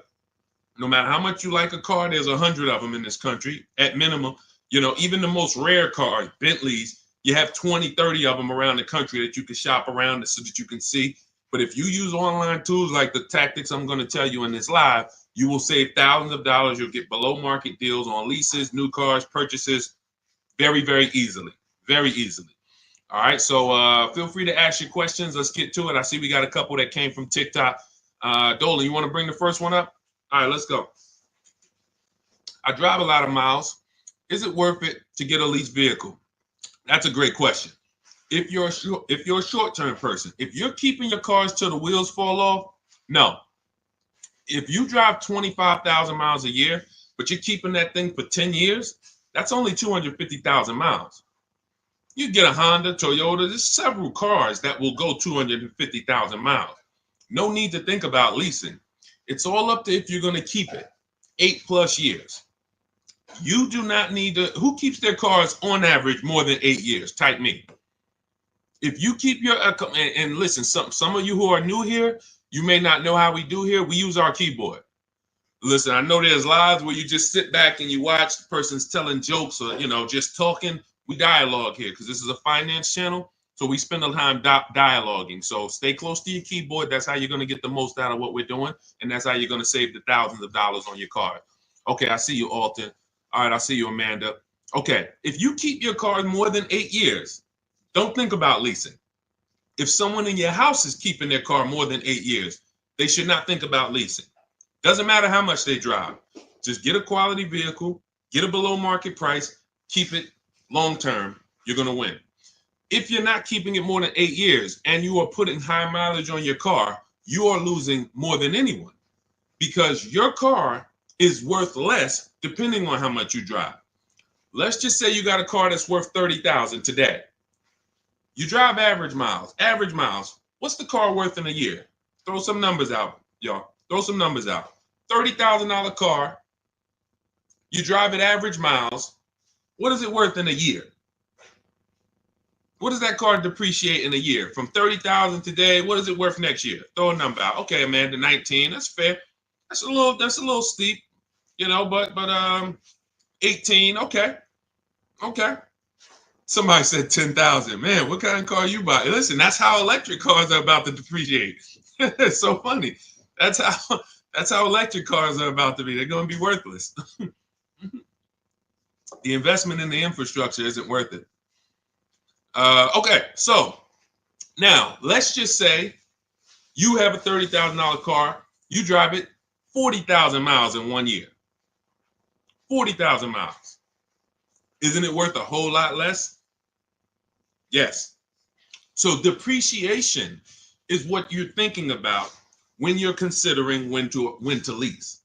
And what I teach people, this is step one, is if you're not keeping your car 8 years, you're not going to keep it long enough to beat the depreciation. The depreciation is going to kill you. Now, cash buyers understand. All my cash buyers type dollar signs. Dollar signs.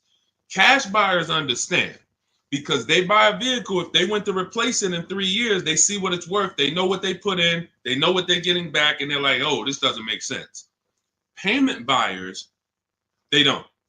Because all you really care about is payment. So they manipulate payments on you, stretch the loan out, 6-year loan, 7-year loan.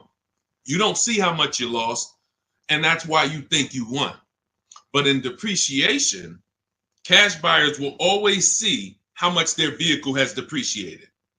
So how do we avoid it? Below market leases. In the short term, if you are not keeping your car long enough to let the depreciation cool off, then you should be shopping for a below market lease. Now, let me show you what a below market lease looks like because you may have never seen one. I'm sure you've seen lease commercials, 3,000 down, 4,000 down, plus tax, all of this. But this is what a below market lease looks like. You take, let me do an average vehicle. Let's take Raphael. This is a Jeep Grand Cherokee. Pretty popular vehicle, common vehicle. 45,000, let's call it a $46,000 vehicle. She got it for $549 a month. 1.19% of the MSRP, no money down. She gave him her first month's payment. She drove out of there. That's a below market lease. Let me show you another one. Look, India. She got a new Hyundai Sonata Elantra. 2024 Hyundai Elantra Limited. 36 months, $365 a month, no money down. That's a below market lease. So the key, there's 3 prices, whether you buy or lease. There's 3 prices you can pay. Market value, that's for negotiators. They're going to feel for the bottom. They're going to try to get to the bottom, but they won't ever know the bottom. So they're going to pay market value. Above market value is for people who just can't negotiate at all. You just kind of close your eyes and can't wait to get it over with. And then below market value. Now, how do we get below market leases and purchases? Competition. Very simple. Competition. Putting dealers against each other, buying cars like we buy TVs on Amazon, multiple offers, multiple options while we sit at home and let people bid and compete for us. That is below market shopping. Now, that's everything I teach in my new digital book. It's called Cars from Home, 7 Steps to Saving Time, Money, and Avoiding Dealerships. It's already 5-star rated. You can Google it. You can get a copy of it as part of my welcome offer for 75% off. It's normally $97, worth every penny. You can see all the reviews.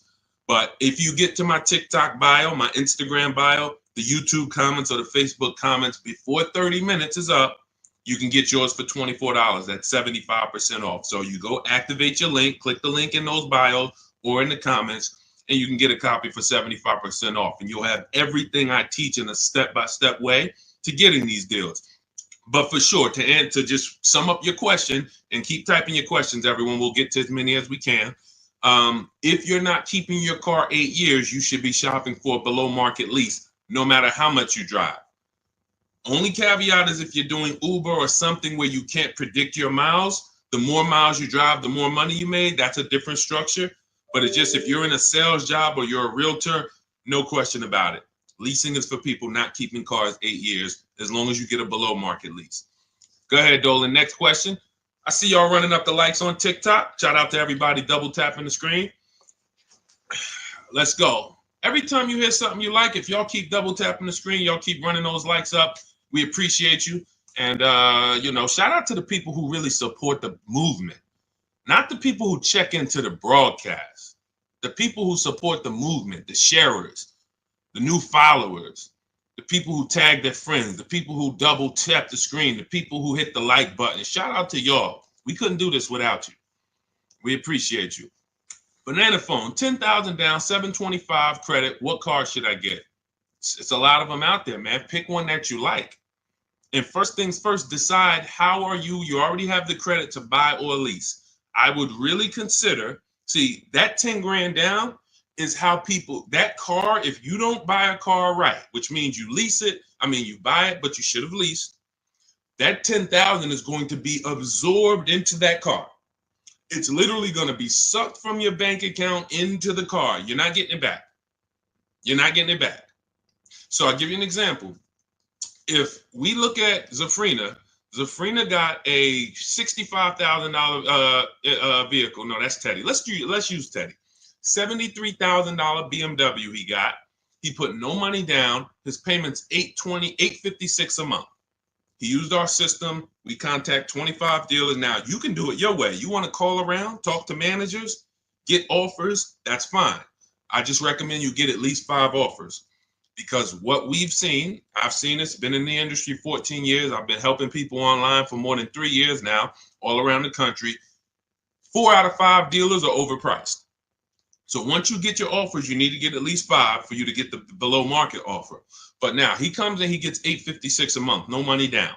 His highest offer was $1123 a month out of all the offers he got. He said he got 10 offers from home. That's why our system is called Cars from Home. We don't need to be in dealers to get below market deals. So if he had bought this vehicle, even if they gave him a big discount, instead of 73, let's say he got it for 63. Let's say he got 10,000 off. Let's round it up to 65, even though the taxes would be more than that. Let's round it up to 65. Every $5,000, I need my people who know this to get ready to type this. Every $5,000 that you borrow on a loan is about how much per month? Every $5,000 that you borrow on a loan, and I'm going to hop on Instagram because I want to see these comments. Thank you, Anthony Austin. Shout out to the people who tapped in. So check this out. If it's $100, it's $100 per month. So now, even if they got a new car, a big discount, $65,000, he's paying $1,300 a month. He's leasing it for $856 a month. So you can't make that make sense. There's a saying, it's taken off the last couple of years that math is not mathing. If I'm driving the same BMW as you and I'm paying $856, you're paying $1,300, you lost. Can we agree? Agree? Can we type agreed? If 2 people are driving the exact same car out the dealership, one's paying $856, no money down. One's paying $1,300, no money down. Can we agree to $1,300 loss? Can we agree? Agree, right? Okay, so this is deal structure. This is deal structure. Now, mind you, think of the scenario I just used. $73,000 vehicle. He got $10,000 off of it. That would be a good discount. I think anybody would feel good if that was the below market offer on a BMW, 10 grand off. I think anyone would feel good, man. I saved 10 grand off this thing, but you still lost. You're paying $1,300 a month for 5 years. This person paying $856 a month because you structured your deal incorrectly. You put it on the wrong foundation. Now, if you're going to keep the BMW till the wheels fall off, then buy it. Pay the $1,300, pay the thing off, and then you got a BMW that's paid off. You can keep it for 8, 9, 10 years. If that's the strategy, forget about leasing. But if you're not keeping it 8 years, you lost. So the biggest thing, Banana Phone, before you think about, oh, let me go get a car, I got great credit and I got 10 grand down, you're going to walk into a dealer, they're going to see you just like blood and sharks looking at blood coming to the ocean. Hey, look at this guy. And you got 10 grand? I want to get all of it. I'm going to get everything out of your bank account I can in the shortest amount of time I can. So instead of you doing that, you slow down. Decide, am I keeping this next car 8 years? If not, I should be shopping for a below market lease on whatever I want. And take the time to go look at cars. Take the time to go look at cars. Go test drive cars. You're about to go spend, you're about to make a 5-figure decision. Don't make that decision in a rush. Who'll go into the mall and let them rush them? I wish I would go into the mall to spend $30,000 and they rushing me. Hey, we close in a couple, come on now. So, that's why we're different. You go and test drive these cars. The only thing you want to do on our test drive process is test drive and leave. Get the card. Thanks a lot. Leave. Thank you. Leave. We never talk numbers in the dealership. So if you want a step-by-step process of how we do this, you can grab my new digital book, 75% off. It's called Cars from Home, 7 Steps to Saving Time, Money, and Avoiding Dealerships. Everything in there about below market leases, below market purchases, below market used cars is in there in a step-by-step way. But the first thing you want to do is ask yourself, how many years am I keeping this next car? If it's not 8, you should be shopping for below market leases, or somebody's going to get all that 10 grand out of your bank account. It's going to go into theirs. Go ahead, Dolan. Next question. Keep typing, y'all. We'll get to as many as we can. Shout out to the people on Instagram. Shout out to the people on every platform that's tapped in. Shout out to the sharers. Thank you to everybody who shares the broadcast with somebody. We cannot do this without you, and we appreciate you. Let's go. When should I tell them about the GM Family First discount? As soon as you're getting your offers. As soon as you're getting your offers. Now, let me tell you something about the people who have GM Family, X-Plan Ford, Mercedes Fleet, any special pricing where you think it's going to eliminate you needing to shop around. You're going to leave big money on the table because 4 out of 5 dealers are going to lie. That's just what we know. Not just because I'm not saying that because I was in the business. I'm saying that because I have people all around the country who we shop together. So we have real-time data to show 4 out of 5 dealers on average is going to lie. They're not going to give you the GM price. If they give you the GM price, they're not going to give you any rebates they may have because they'll love for you to come in. That's why when you come in and say, hey, get me to the invoice price, we got a deal. Love it. You didn't know I got $3,000 in rebates. Just get them the invoice price, show them the invoice, write it up, deliver the car. Love it. So what you need to do is you need to shop around, get multiple offers, tell everyone who you're getting an offer from, you're a GM supplier or GM family, and then look at the offers while they're in front of you, while you're at home. Because you cannot depend on someone to say, here's the GM price. What other offers? What if there's $5,000 rebates? What if there's $1,000? They're not, if you didn't ask for that, they're not going to volunteer it. So when you're at home, you sit down, we contact 25 dealers. In my book, I have a system where I teach you how to go online, contact 25 dealers in 20 minutes using my email scripts, and you're going to get 5 offers in about 48 hours. It's constant. It's a system. It's the McDonald's system of car buying. Now, if you want to do it your way, you call around. What I'm telling you is get 5 offers because that's the only way you're going to prove to yourself that dealers are overpriced and you need to get 5 offers. See, like we said about Teddy's deal, his best offer on his BMW is $856. His worst offer is $1,100 plus. That was a dealership consciously wrote, hey, Teddy, that's our best offer, man. $1,100 plus a month, which means they ain't worried about selling that car to Teddy. Somebody else walks into the dealership and wants that BMW, they're going to sell it to them for $1,100. They'd rather not sell it to Teddy because they know someone's going to pay us $1,100 for this BMW. Unfortunately, some person who doesn't know what they're doing, they'll call them a sucker. Some sucker's going to come in here and pay this. This is our price. We don't care if Teddy doesn't want to take it. No problem. Someone else is going to pay it. So this is why we must shop around, because you don't know if you're dealing with what we call an 80% dealer, which are overpriced no matter how much you negotiate, or are you dealing with a 20% dealer? The only way we know that is by looking at all their offers, getting at least 5, and then picking the below market offer. Okay? All of this is in my digital book if you want the blueprint. It's called Cars from Home. You can Google it.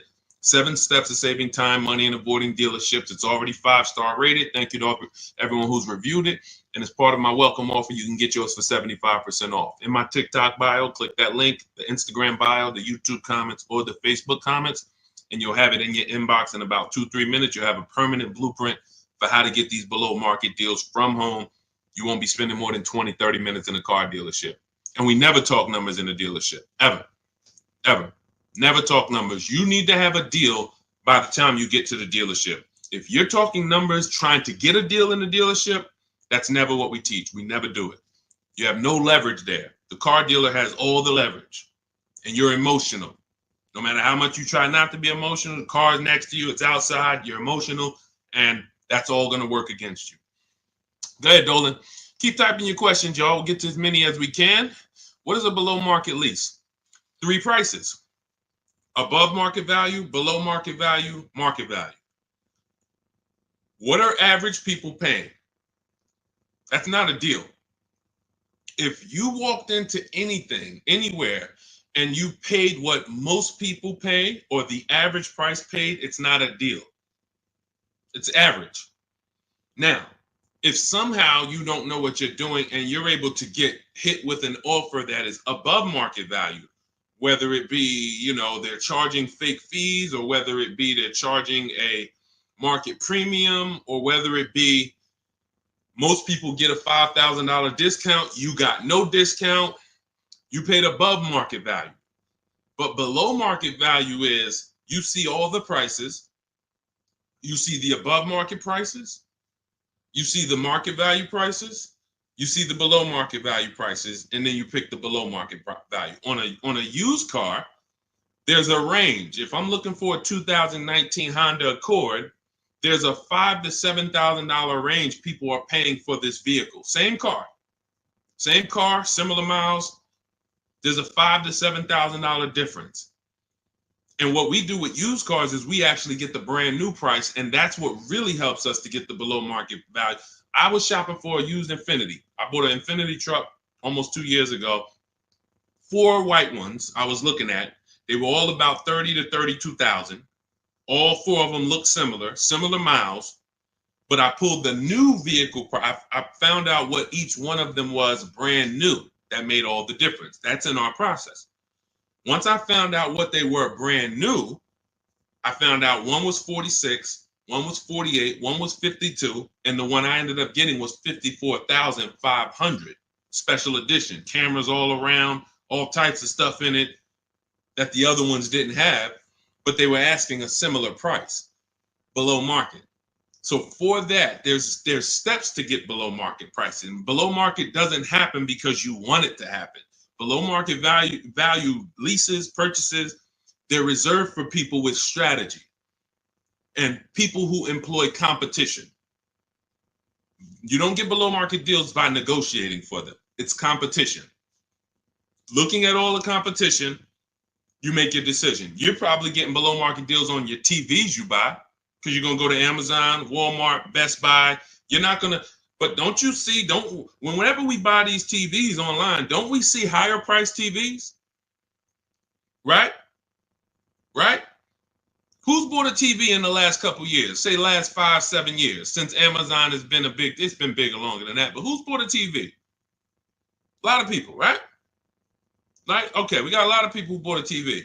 When you got your price, didn't you see other TVs that were $200, $300, $400, $500 more? Someone's buying them. Someone's buying them. You go into Walmart, you see TVs that are lined up that are a whole lot more. Man, these TVs overpriced. Someone's buying them. So that, especially with cars though. And that's why you have to prove to yourself what below market deals is by shopping the market. And, we feel we have the best system to do that because we've helped more people do it than anyone. There's no one who has an official system for putting dealers against each other and creating competition like what we do, the Cars from Home system, be it in my book, be it in my coaching program, depends on how you like to learn, but all that info is in my bio. For those who want to know about my coaching program, where you want videos and you want to work with me directly, you can go to shopwithdeshone.com or you can go to my bios there. I don't care how you do it. And I'm going to continually say this. I don't care if you don't do anything, if you don't do it my way. But if you call around and you get multiple offers and you want to talk to dealers, I don't care. My biggest thing is you pay below market value. That's all I care about. I'm just going to give you my options on if you want to do it my way without talking to dealers. Here you go. But the biggest thing is do it. Okay? Go ahead, Dolan. Shoot the next one up. Let's go. Keep typing your questions. EHH, good to see you. Bernie Watt, shout out to the people checking in on TikTok. I see you, Nans. Good to see you. Good to see you, Michelle, 423. High mileage driver, limousine service. Should I do a used car lease? Not really used car leases out there. You're going to see people have tried it. Lexus tried it. BMW tried it. But we can't employ competition because there's not a lot of options. You're going to find that in a lot of cases, used car leases can be, they're made up prices. It's tough. It's hard to know if you're overpaying. But if you do find one, it's worth considering. But again, I'm not going to make a deal without having other offers. So 99 times out of 100, leases are brand new cars. And I don't want to assume anyone knows that. So that's a good question. Leases are brand new cars. That's another benefit of leasing. You're driving brand new cars. You're the first owner. Brand new car smell you're getting every 3 years, and you're paying cents on the dollar compared to what people are paying to purchase them, as long as you're getting below market leases. So if you know how much you're going to drive, I will be leasing. If you know I'm going to drive 25,000 miles a year, I'm going to drive 20,000 miles a year, in most cases, then I would be leasing. Now, if you go below that, you could always sell the lease. I know some of you don't know about, most of you probably don't know you could sell leases. We've been doing it for 3-4 years. It's always been allowed. But, during the pandemic, I saw the opportunity for us to make thousands of dollars selling our leases. And made lots of videos about how to sell leases. And a lot of people came and sold their leases when the market was hot and high. And some people made $7,000, $10,000, $12,000, $15,000 selling their leases. So although values are not that high, we still do a check before we return our lease. So if you're under miles, or for those of you who you only drive 5,000 miles a year, the minimum lease might be 10. You're just going to sell that lease at the end and make money on it. So, this is all in my book. That's step 2. We call that the equity assessment. We never return a lease without doing an equity assessment to find out if the market value we could sell it for is actually higher than the payoff amount. So, but yeah, what I would do is I would spend the time considering, can I plan my mileage? Can I predict it? Now, let's say you can't. Let's say you're like, Deshone, you know what? Some years I'm going to do 20,000 miles. Some year I'll do 40. Then I wouldn't tell you to lease. I would tell you to make sure that your loan, I want you to forecast. See, with a depreciating asset, what the people who learn from me, you're learning to forecast. You must forecast with a depreciating asset because you lose in the short term. When you buy it, you lose. So if you went to buy a stock and they said the stock's going to drop in the short term, but in the long term, it'll come back. In the long term, it actually makes then picture you trying to buy them and flip them in 2, 3, 4 years. You're going to just lose money, lose money, lose money. That's what people do when they buy cars that they only plan to keep for 4, 5, 6 years. You're losing in the short term. The depreciation is killing you, and it's killing your finances. So now you forecast out. How long am I going to keep this car, this limousine? You might say, all right, 4 years, I'm going to turn it. Your loan shouldn't be more than that. You should always, and this is for Uber drivers, Turo drivers, people who can't predict their mileage, always plan to take a loan that by the time you go to replace the car's paid off. Because what a lot of you are doing is you're taking regular loans, like average people like us, 5-year, 6-year loans. But you're not an average person. You're running a business. When you take a 6-year loan as an Uber driver and you look up in 3 years and you have 120,000 miles on your car, now you're like, okay, I think I want to replace this next year. I'm going to get me a new one. Now you're going to have 150,000 miles. Problem is your loan is still $10, $12, $15,000 that you're going to owe. So you pushed your losses to the back. You looked at the monthly payment. If you'd have just took a 2-year shorter loan, 4-year loan instead, yeah, but the payment's going to be $700 instead of $500. Okay, $200 more a month, but 4 years, you have no negative equity. Not only do you not have negative equity, you got an asset that you could probably sell for $5,000, $6,000. Instead of, oh man, all right, yeah, my payment was $200 a month less, but then when I go to replace the car, I got 15,000 negative equity. So you're jumping over dollars to keep the pennies.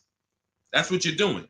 So your loan should match the time where you're going to replace your inventory. Okay? Good rule of thumb. Go ahead, Dolan. Next question. Carla, thank you for sharing. I see you. Shout out to the sharers. Shout out to everybody running the likes up on TikTok. Appreciate y'all. It's just good. I just want to show my appreciation to the people who help move this broadcast forward and help us spread this message. We can't do it without you. That's all I want to just say. Go ahead. Matthew Williams, when buying a vehicle, is your credit score taking a hit? And how often are they checking your credit? So we teach something called the bank bidding war. In my book, when you get my book, you get the bank bidding war blueprint because I haven't added it to my book yet. I see you, Pool73 on Instagram. We got you. Make sure you pull Pool's question in. Dolan, shout out to the people on Instagram. When buying a vehicle, is your credit score taking a hit, and how often are they checking your credit? We use something called the bank bidding war. The credit bureaus allow you to actually have multiple banks and credit unions access your credit with a hard pull within a small window of time. 14 to 45 days is what they say. You can Google this and you can prove it to yourself. Now, we don't even want to play with 14 days because I like the idea of making sure if you give me a minimum of 14 days, let's do it in 2 days. Now, they're going to allow you to have multiple people access your credit because they consider that rate shopping. If you're going to get a loan, rate shopping is, I'm going to give Bank of America a chance, credit unions a chance, I'm going to give the dealers, banks a chance, but it has to be within a small period of time. And you cannot go from this dealer, here, run my credit, and then go to this dealer, run my credit. That's not rate shopping. That's car shopping. This dealer here is running your credit, that dealer's running your credit, you're going to get banged out. So what we do is we don't let anyone run our credit until after we've already found the car. See, because the banks don't want you shopping. And my goal is to get you to understand the banks are not your friend. You may think the bank, oh, this is my bank, I've been working with them. Listen, they're not your friend. If they weren't making money on you, they wouldn't be doing business with you. So the money in loans is so big. There's so much money in loans. It's amazing. Why do you think banks are rich? Like, why do you think banks are in the banking business? They don't sell cars, they sell money. So what you want to do is realize that if banks don't want me to shop around, what are they going to start doing to keep me from shopping around? Well, they're going to give me a hard credit pull to get a pre-approval. Who's seen that? Hard credit pull to get a pre-approval. Stay by your keyboard, y'all. Remember, new people, we dialogue here. This is what we do. So you got to stay by your keyboard if you want to get the most out of what we do here. Hard credit pull, pre-approval, it's trash. Because now they've actually pulled your credit with a hard pull. The minute they pull your credit, they start the window of the rate shopping window is open. So that means you only have a certain period of time to have anyone else access your credit before that window closes. And those hard, that, if your credit score is going to drop 10 points for that hard credit pull or 8 points, whatever it is, If you do it again outside of that window, it's going to drop again. So we don't ever do hard credit pulls for pre-approvals. We always need to get a pre-approval with a soft credit pull if it's available. If not, then we use a tool. In my book, I have a calculator I created. It's called the Perfect Budget Calculator. By the way, in that book, I have 5 calculators I created. You can't find them on Google. That alone is worth the price of the book. Different calculators. We counter dealerships with. We buy used cars. You get to a part and you're like, wow, I've never seen a calculator like this. Yeah, because we invented it. So we use the Perfect Budget Calculator. We take the average rate in the market and we budget. The budgeting tool actually tells you exactly what you can spend on a car, gives you multiple goals, so you're always below your maximum, and then you go shop. Because the only purpose for a pre-approval is budgeting. That's it. Just like, you know, we got homeowners on here, right? You own a home? You own a home? Type yes. Homeowner. The only purpose for the pre-qualification is to see what you can afford, right? That's all we need the pre-approval for. So that's why I created the Perfect Budget Calculator, so that you can actually use it. It creates the budget and then you move. I see you, AdWash. Yeah, that's the purpose. So we don't need the loan until we find the car. Just like with the house, I don't need the loan until I find the house. What I need is a pre-approval or a pre-qualification so I can budget. Then I go shop. Once we find the house, or find the car rather, that's when we now come home, we bring that paperwork home, and we let all these banks and credit unions bid, and we compete and let them compete. This person's going to give you 7%. This person's going to give you 5.9%. This person's going to give you 9%. And all of these people are going to compete, and then we let the dealers compete, and we see who wins. We never pick anyone to do our business with until they win a bid. That is the Cars from Home system. Whenever we are buying, that's how we guarantee below market offers, because someone won the bid. You were competing against all these people to get my business, and you won. You were competing to buy my old car, you won. That's how we do. So that's the bank bidding war. You find your car, then you come home, call your bank, your credit union, online dealers, online bank, you let them compete. So when you get my book, you get the bank bidding war blueprint. If you want me to spell this out step by step for you, where those of you who are financing, you'll have 3 rounds of the bank bidding war blueprint. The bank bidding war to make banks compete at various stages, because there's a lot of money and interest. So this is all in my new digital book, Cars from Home, 7 Steps to Saving Time, Money, and Avoiding Dealerships. It's normally $97, but you can get yours for 75% off as part of my welcome offer for 30 minutes only. Go to my TikTok bio, Instagram bio, YouTube comments, or Facebook comments. Click those links. Activate your 75% off. The book is digital, so it'll be in your inbox by the time we end this stream, and you'll have everything I teach step by step. You can use it for, over and over and over again. 2, 3, 4, 5 cars. You'll still be saving money from the same $24 book if you get there before the 30 minutes is up. All right. And make sure you screenshot the thank you page, because some of you type your email wrong. You might be, yo, man, I'm trying to hurry up and get this deal. You don't realize you typed your email wrong, and I can't email a book to the wrong email. So screenshot that page so you'll have my support team's email, just in case that book isn't there in 5-10 minutes. Just email my team. Go ahead, Dolan. Next question. Oh, no, pull my man Pulling from Instagram. Did you see him? We got Ingrid too. It's a lot of people on Instagram, so we're gonna try to get to questions from every platform. Do you ever advise buying the lease at the end because you went way over miles originally allowed? Great question. No, I'm gonna tell you why. The moment you lease your vehicle, your contract says what you should bring the vehicle back with in terms of miles. Let's say average is 36,000 miles, 12,000 per year. They have a buyout price based on that, a residual value based on that. So that means at 36,000 miles, they already know this is what we plan to sell the vehicle for on the market when he brings it back. Let's just call it 18,000. Now, 18,000 is based on 36,000 miles.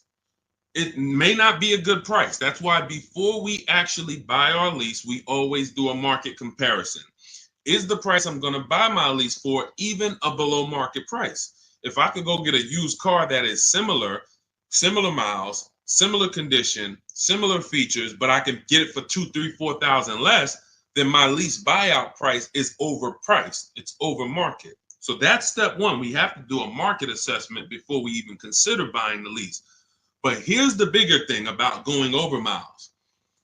Just because you put 20 more thousand miles on it, that purchase price of 18,000 is still based on 36,000 miles. So you got now 60,000 miles. You're going to pay the same 18. You can't go to them and say, well, I got 60,000 miles. Can you lower that to like 14? No.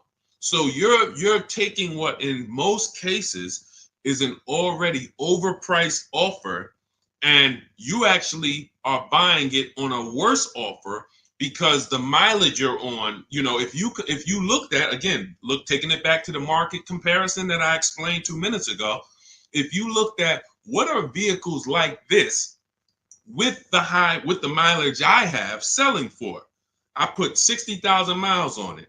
You look around and you're like, whoa, those things are selling for 5,000 less than my buyout. That means the moment you buy that car at the buyout price that's on that contract, you literally lost $5,000 right there because you overpaid for it. So the solution is take the penalty. It was your fault. Now, what do I mean it was your fault? You choose your lease mileage. It's not selected for you. If you need 12, you choose 12. If you need 15,000 miles a year, you need 15,000. You take somebody like Jen. Jen's up on the screen right now. She got her Honda CR-V hybrid. $512 a month. She got a below market lease on this. This is one of the most popular hybrid vehicles in the market. $512 a month, no money down. She adjusted it from 12,000 miles a year to 18,000 miles a year. So she's paying $563 a month, $50 more, but she gets to drive as much as she needs to. She's driving 18,000 miles a year for $50 more per month. So a lot of people who you'll hear talk about their lease experience and tell you don't lease, they took the 512. They would look at the lower payment, never adjust it to what they need, and then they end up telling you don't lease because I got a bill for the mileage. No, you got a bill for the mileage because you signed a contract. You said in that contract, I'm going to use this. You had the option at the time of signing the contract to choose more mileage, but you didn't. And then you went over the mileage you drove. So therefore you paid for that. So I would always take the penalty. You can actually do a deal where you actually shop for a car, and the best offer you find, you can actually have them cut a check to the old company. So let's just say I had a $3,000 bill coming, a $3,000 mileage penalty bill coming. I find a car like, let's say I'm shopping like Zafrina. Let's take Ansley. Ansley right here. He got a $58,000 lease on a 2024 QX60. $554 a month. So that's what we call an under 1% lease. You're driving a almost $60,000 vehicle. You're paying $554 a month, no money down. So let's say I got a $3,000 mileage bill. If I'm Ansley, I'm gonna shop, get my best offer, and then I'm gonna say, hey guys, I need you to cut a $3,000 check to my old leasing company, because I don't want to pay that mileage. Now, what's going to happen is my payment is going to go up because they need to build that into the sales price, but I don't need to come out of pocket with it. I don't need to come out of pocket with it. Now, if you could come out of pocket with it and write it, some of you could actually do a payment plan if you want to do that. That's fine too. But I'm talking to the people who you're like, all right, I don't necessarily want to come out of pocket with the penalty that I'm going to get for the mileage. So therefore, let me actually go and make a deal. So you could do a payment plan for the penalty, or you could just have the dealer you're going to buy from cut a check to the old company, to the old bank on your behalf. They'll build that into the sales price, but you shop for your best deal first. Before you do any of this, you always shop for your best deal, identify the 20% dealer, and then work with that dealer on structuring, hey, how much would it cost me to just have you? How much would it raise my payment for you to cut the check to them? Okay. And also, we do an equity assessment, Pooh. Step 2 in my book. Call your leasing company, find out what your payoff is. Go to our 6 sites, not our 6 sites. Go to these 6 sites we get offers from: Carvana, Driveway, Kelly's Blue Book, Instant Cash, CarMax, Car Gurus and Auto Nation, maybe you can sell the car and come out with a lower penalty based on selling the car. Because if you sell the lease, there's no penalty. So, but you know, if you could sell it for 20, but you owe 21, then you just cover the difference and you pay the 1,000. So again, this is how we work with people. There's a reason people work with me. I'm not just a regular guy, and thank God I spent a lot of time learning this business, and I spent a lot of time in dealerships people can't work at. That's really the fact. A lot of the dealers, when I went to Mercedes, Ray Catena, if I hadn't worked at Ray Catena, I wouldn't know this. I went from being a GM salesman to Ray Catena said, listen, if you're going to work here, you know, we don't have finance managers. You're going to be the finance manager. You're going to have to get the customers approved. You're going to have to understand the rates residuals. This is stuff I didn't do at GM. And so I thank God that was a blessing for me to start my career with Mercedes at Ray Catena. Yankee Stadium, top 3 dealers in the country. You know, so when car salesmen hear me talk, it's like they don't understand it. And I get it. They're not trained the way I was trained. They didn't work where I worked. They were trained to just go get the numbers from the manager. That's why I could explain this from a financial standpoint. And this is what we do. So if you want to understand more about, you know, you want the step-by-step blueprint, grab Cars from Home, 7 Steps to Saving Time, Money, and Avoiding Dealerships. That's my new digital book, 5-star rated.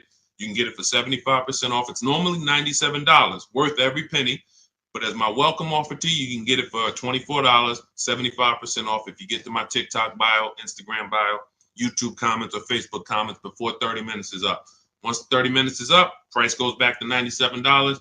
Welcome offer is gone, and it's still worth it. If I miss the welcome offer, I'd still be grabbing it because, again, the $24, the $97, the thousands you're going to save on this, the first car, avoiding mistakes and getting below market deals, you'll 10x.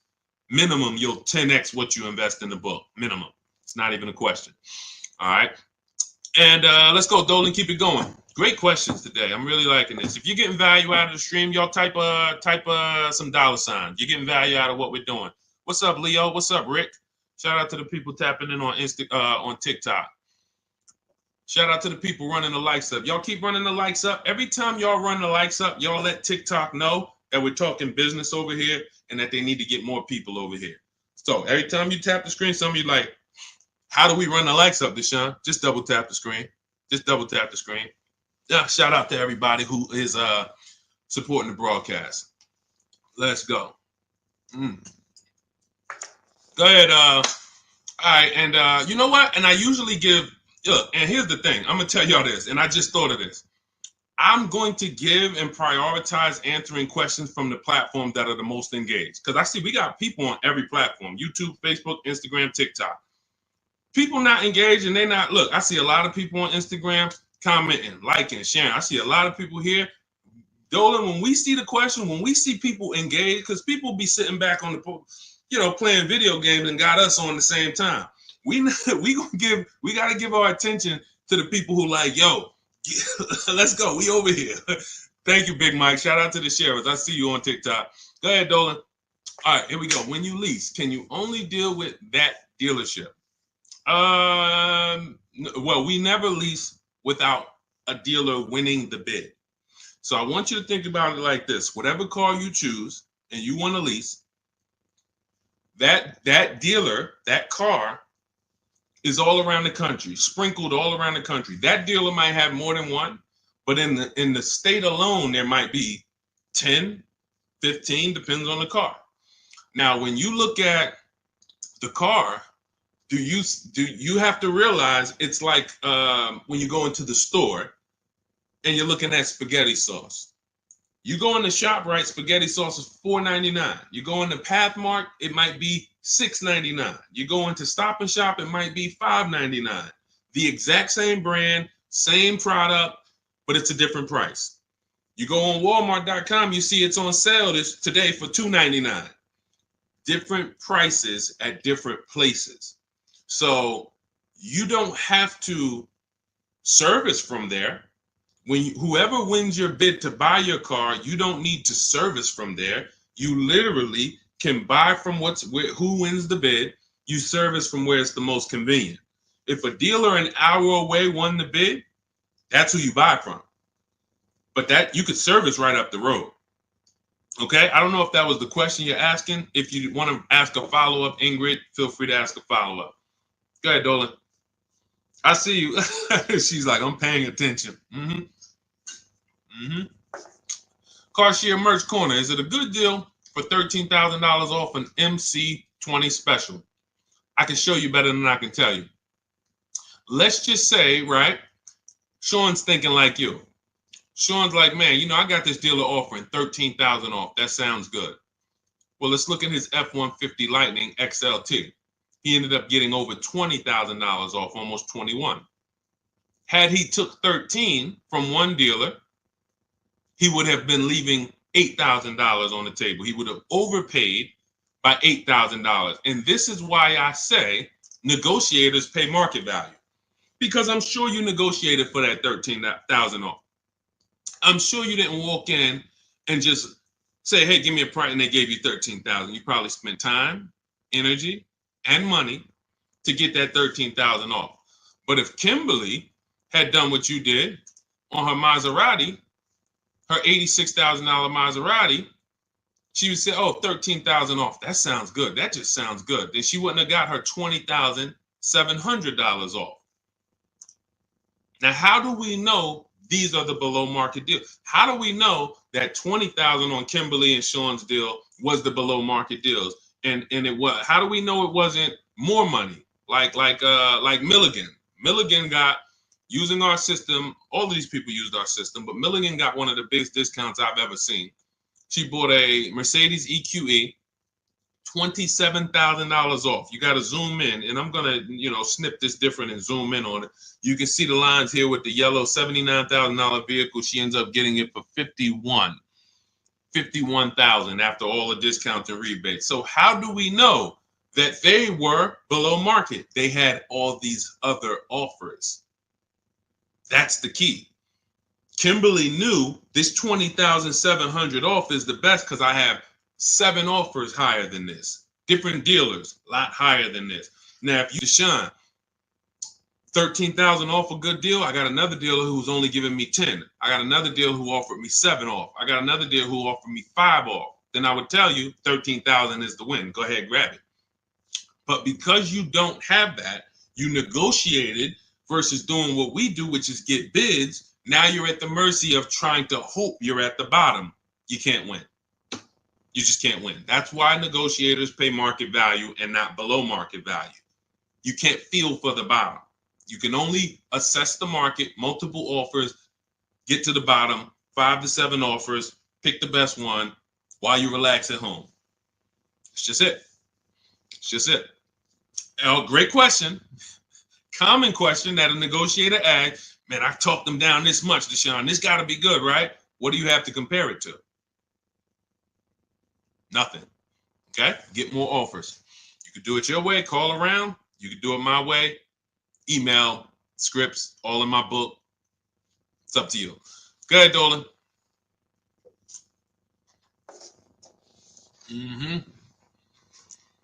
When over on mileage, does it make more sense to sell to a place like CarMax? I'm already over, so at this point, it's pay $7,000 or sell to someone else and have a $2,000 difference. My first lease, hard lesson. Great.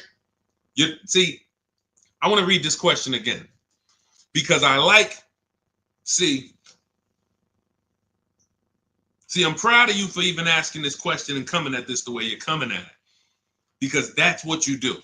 When over on mileage, doesn't it make sense to sell to a place like CarMax? I'm already over miles at this point. It's pay $7,000. So if I return the lease now, I got a 7,000 mileage bill coming to me, or sell to someone else and pay the difference. In my book, I teach you how, when you have these types of penalties, or in this case, or in other people's cases, negative equity, you want to sell and pay the difference, because that's going to lead to the lowest amount coming out of pocket. So yeah, if you drop off your lease and they bill you $7,000, but you could have just sold it to CarMax and paid the $2,000 difference, way better way to go. And then, next time, let me get the mileage I need so that I don't have to deal with this again. But for getting out of it, 100%, all day long, I would sell to the highest bidder. That's going to give us the lowest amount of penalty, and then pay the difference and just do a fresh deal. That's it. Way to go. Way to go. That's called, it's times where I was in Mercedes, right? And I had to sit down with a client and tell him, there's no way for you to escape the bullet. You're going to bite a bullet because the damage is done. The decision was made. Now what we're doing is trying to see what option allows us to have the least out of pocket, the lowest, the smallest bullet to bite. We got to bite a bullet. But $7,000 coming as a bill, that's a big bullet. $7,000 bill that you owe, big bullet. $2,000 to CarMax coming out your bank account, $2,000, small bullet. So the key with these situations is seeing what's the smallest bullet and knowing all the options so that you don't just say, well, I'm over. See, because watch this. Some people would buy that car. And what they would do is they would buy that car, pay, I mentioned this probably about 10 minutes ago, pay the normal buyout price, but except they over miles by, probably 40,000 miles. So a car that should have been 12,000, they buy it for 20, and now they're invested in that car. Financing those losses is horrible. That's a huge bullet. So there's all types of bullets, and what you need to know, and you already know this, but what anyone outside of you needs to understand is, when I got myself in these situations, I need to know every single option for getting out of it. Because if I could have paid $2,000, but I paid $7,000, or I paid $8,000 and financed it, that's just ignorance. That doesn't mean I'm stupid. There's a difference between being stupid and ignorant. Ignorant means I just didn't know. I was not aware, and it cost me. Now, Dave Ramsey calls it a stupid tax. I don't call it stupid. I call it you just didn't know. That's ignorance. That's why I make it my business to tell you all the options. In my book, I lay out all the options. And if you choose the wrong one or do the wrong thing, having all the information, now that's no longer ignorance. So great question. Great question. Go ahead, Dolan. Keep typing your questions. I see you, Shake Wash. Thank you. And it's Mercedes to my husband. Yep. I just said, you do private consultation. Shake Wash. We don't do private consultations. We have two things we do now. We have a do-it-yourself program. That's my book. This is great for do-it-yourself people who, Deshone, give me the blueprint. Give me all the steps. I will follow them to get the result. We have a done-with-you program where we work with people directly, and it's a different learning style. So instead of the books, we have videos, and we have I'm supporting people. That's a different learning style. You want to find out about that, you can go to my TikTok bio, Instagram bio, or Dolan will post a link, Shop with Deshone, in the comments on YouTube and Facebook. So it's all up to you. In the future, we're working on it right now. We've tested it twice. We will launch a done-for-you program. That's coming. And the way we do it, we shop the entire market, we report the market to you, and then we choose the below market deal. Same thing I'm teaching you to do. So it's all up to, again, who the person is. But our mission was to be the most valuable company to the car buyer. So what we do is we take any style, and our mission is to put solutions out there so that anyone can get to, what they need to get to. So no one has an excuse. If Cars From Home is offering every single way, from an inexpensive way, do it yourself, to a little more of an investment, but it's supported because I don't care, because I know I'm going to save money, and the people around me know working with me, you're saving money. It's not even a question. That's what I'm known for. Before I came to the internet in New Jersey, my friends and family was calling me, listen, I need a car. Listen, they knew, call Deshone, call Deshone, call Deshone. Once I came to the internet, it's like, yo, I don't do that no more, family. Like, I love you, but I'm teaching people. I need thousands of people to know this information. So a couple friends and family said, all right, D, where do I go? What do I sign up for? All right, give me the book. So it's, so the mission is not changed. It's just now we have to help more people. So, but yeah, I mean, there's no one attached to me who knows me who would be like, yo, knowing Deshone hasn't saved me $10,000, $15,000, $20,000 just knowing him when it comes to this car stuff. That's what I hold myself accountable to. All right, go ahead, Dolan. Jason Simmons, should I pay for taxes up front on my lease or have it wrapped into the lease payment? I would always shop for a lease with no money down. We shop with only, this is the structure we use when we shop. First month's payment only, out of pocket, because with a lease, you pay at the beginning of the month. So when you see these people, India, when you see these people, Zafrina, Ansley, they all are, when they say no money down, they're paying their first month's payment and then they drive off. If we can get a deal, between 1%, and a lot of these deals are under 1%. Some of these people got 0.88%. Zafrina on her Jeep, she got a 0.88% lease, $65,000 vehicle, So what our goal is, under 1.5% is the best offer after, because the lease programs change. So sometimes it's super, very, very hot vehicles, and the lease programs don't have much support. So your best offer is going to be 1.4.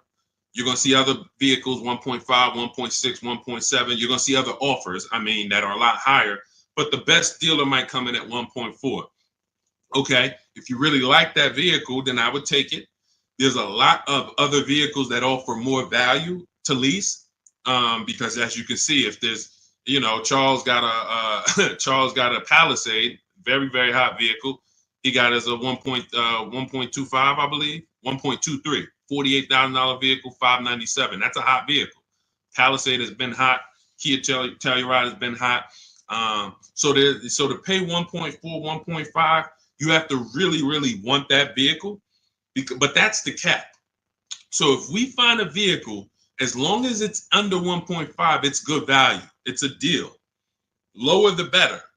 But down payment comes to affordability. That's all that matters when it comes to down payment. You look and you say, all right, I shopped all my offers. I can see right. Let's just go back to Charles. Let's use Charles for an example on his Palisade. Let's say you're Charles. You use our system. You get all your offers. You see that your payment is $597 a month for this Palisade, $48,000, no money down. You might say, all right, I really want my payment to be, you already know this is a deal. It's already a deal.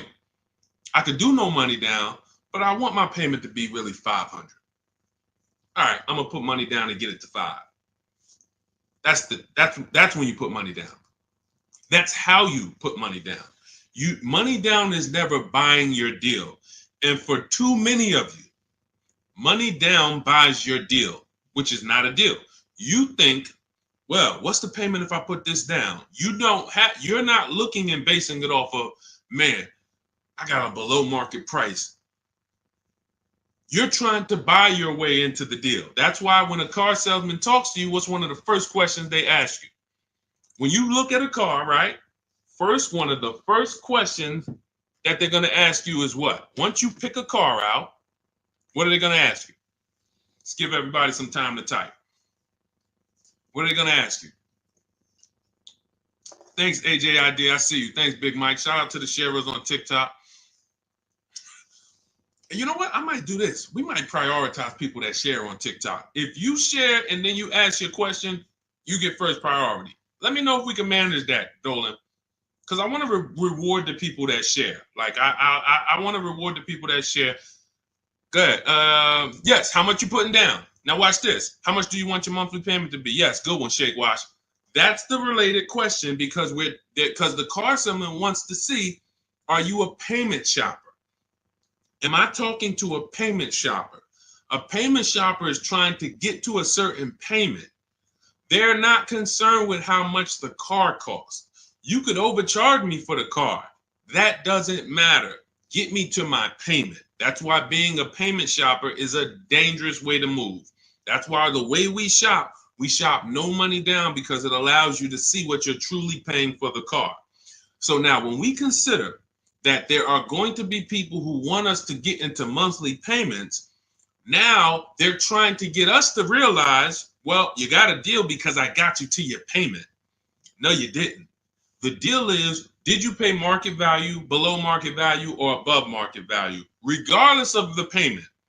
If somebody went into a Bentley dealer, if we got a bunch of prices on Bentleys, all of us just got a bunch of prices on Bentleys, and we got a $200,000 Bentley, and they took off $100,000, $50,000 off. 50% off.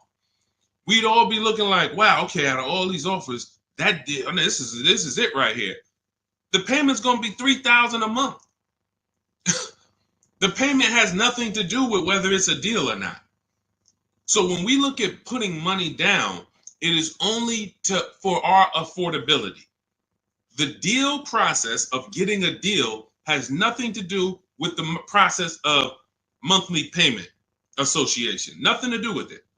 We need to find the dealer who's going to sell us the car for the lowest amount of money. If I'm buying a pre-owned car out of a 100-mile radius, what dealer is going to sell me the best pre-owned car for the lowest price on the market? If I'm leasing a Honda Accord, what dealer is going to sell me the Honda Accord within a 100-mile radius for the lowest price? If I'm buying a brand new, Kia Telluride, what dealer within 100 miles is going to sell me the Kia Telluride at the lowest price? If I'm getting a loan, what bank or credit union within 100 miles of me is going to give me the lowest rate on the market? If I'm selling my car, not trading, I got this old car, I need to replace it. I'm not trading it into a dealer. What company that buys cars, pays cash, is going to pay me the highest amount for this old car? Y'all clear? This is bidding. We have a bidding system. That's what Cars from Home is. So if you want to know all of this, you want the entire blueprint, everything that Jafrina and Teddy and Jen and all these people I've showed Raphael during the stream have used to get to their below market deals, you want to grab your copy of Cars from Home, my new digital book, 7 Steps to Saving Time, Money, and Avoiding Dealerships. It's normally $97, but my welcome offer to you for the next 30 minutes, 75% off. You can get your copy for $24 if you get to my TikTok bio, my Instagram bio, the YouTube comments, or the Facebook comments before 30 minutes is up. You'll pay $24. Make sure when you get your book, you screenshot the thank you page. The book is on the thank you page. You'll see a link that says open the book below, and I also email you a copy. But sometimes you're just moving too fast. You type your email wrong. We can't email a book to an incorrect email. So if that book isn't in your email in 5-10 minutes, I want you to email my support team so they can get your book to you, and you'll have these strategies for the rest of your life. And shout out to everyone who's reviewed the book. Use it. Make sure you email me your deals when you make them. Send me send me the list. Hey, D, look at what I got, man. I got all these offers. Look, man, and I know you did it when you say, hey, I did it. 90% was from the house. Soon as I know the people who use it, because the minute I've seen people who say, man, I went in the dealership, I used all your stuff, and I got this deal. No, you didn't. Sorry, somewhere along the lines you missed it. You might have been trying to go off my social media videos, but you didn't use our system because we're not making deals in the dealership. When I see people that say, yeah, man, the dealer 45 minutes away, I had to drive to get this. There you go. You use the system. When they say, yeah, I did this all from home, they even delivered the car to me. Yeah, you use the system. And you say, man, I looked at 17 used cars. I narrowed it down, and this one had this original price. Yeah, you use the system. It's stuff I hear that I could tell when people use the system. So go grab your copy. Shout out to everybody who checked in. We'll see you on another stream. Keep on learning so that you can relearn. God bless.